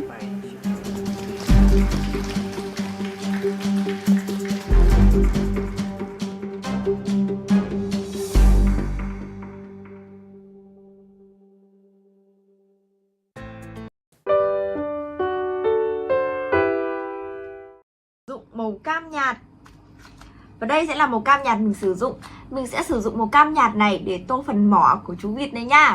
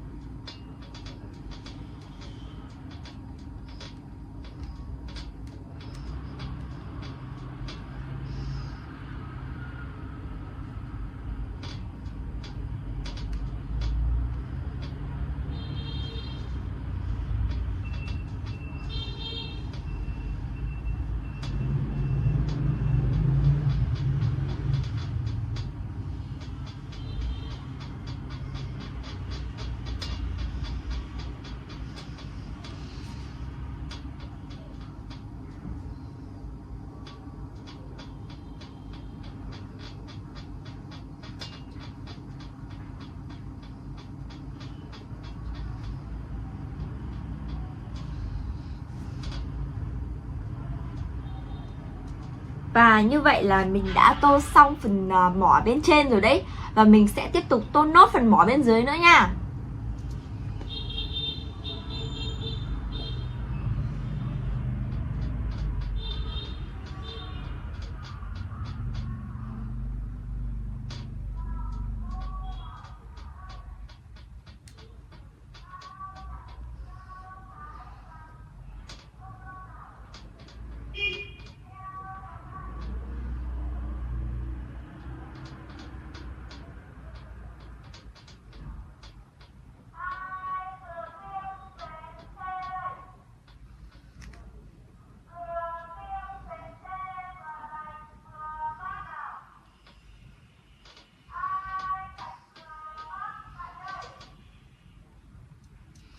Và các bạn có thể thấy là mình đã sử dụng xong màu vàng, màu cam. Mình xin lỗi nha, mình đã sử dụng xong màu cam vàng để tô phần mỏ của chú vịt này rồi. Và tiếp tục mình sẽ cất cái màu cam vàng này đi nhá.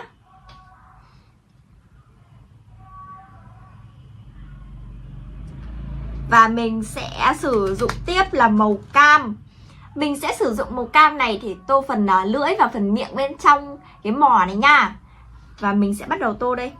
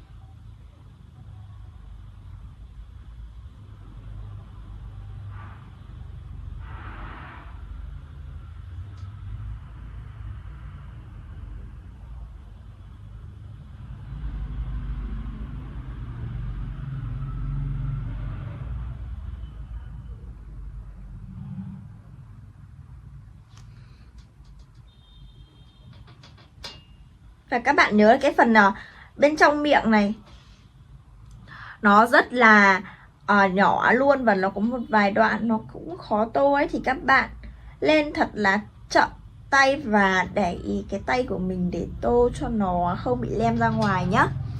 Và như vậy là mình đã tô xong phần bên trong mỏ rồi đấy. Và tiếp tục thì mình sẽ cất cái màu cam này đi. Và màu tiếp theo mình sử dụng ở đây đó chính là màu vàng nhá. Đây, cái màu vàng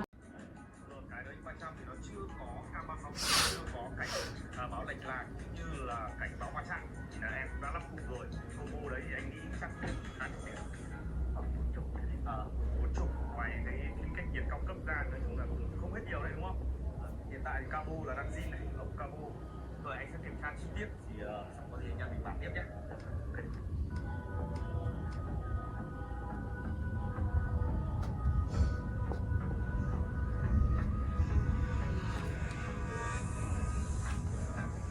Ok, và mình đã dùng xong màu nâu để tô phần còn lại của bức tranh rồi, nhưng khi vừa mình tô thì có hơi lem ra ngoài một xíu, thì bây giờ mình sẽ dùng màu trắng để sửa lại cái phần mà mình vừa tô lem ra ngoài nha.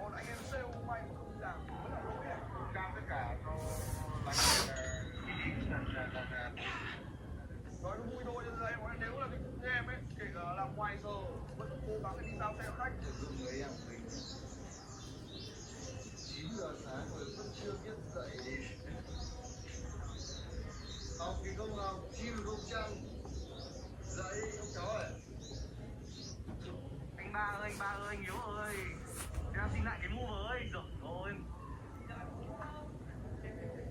tao đây nhìn quen quen nhỉ? Các bạn này có phải xế top 1 đúng không? Đây là xế không yêu à?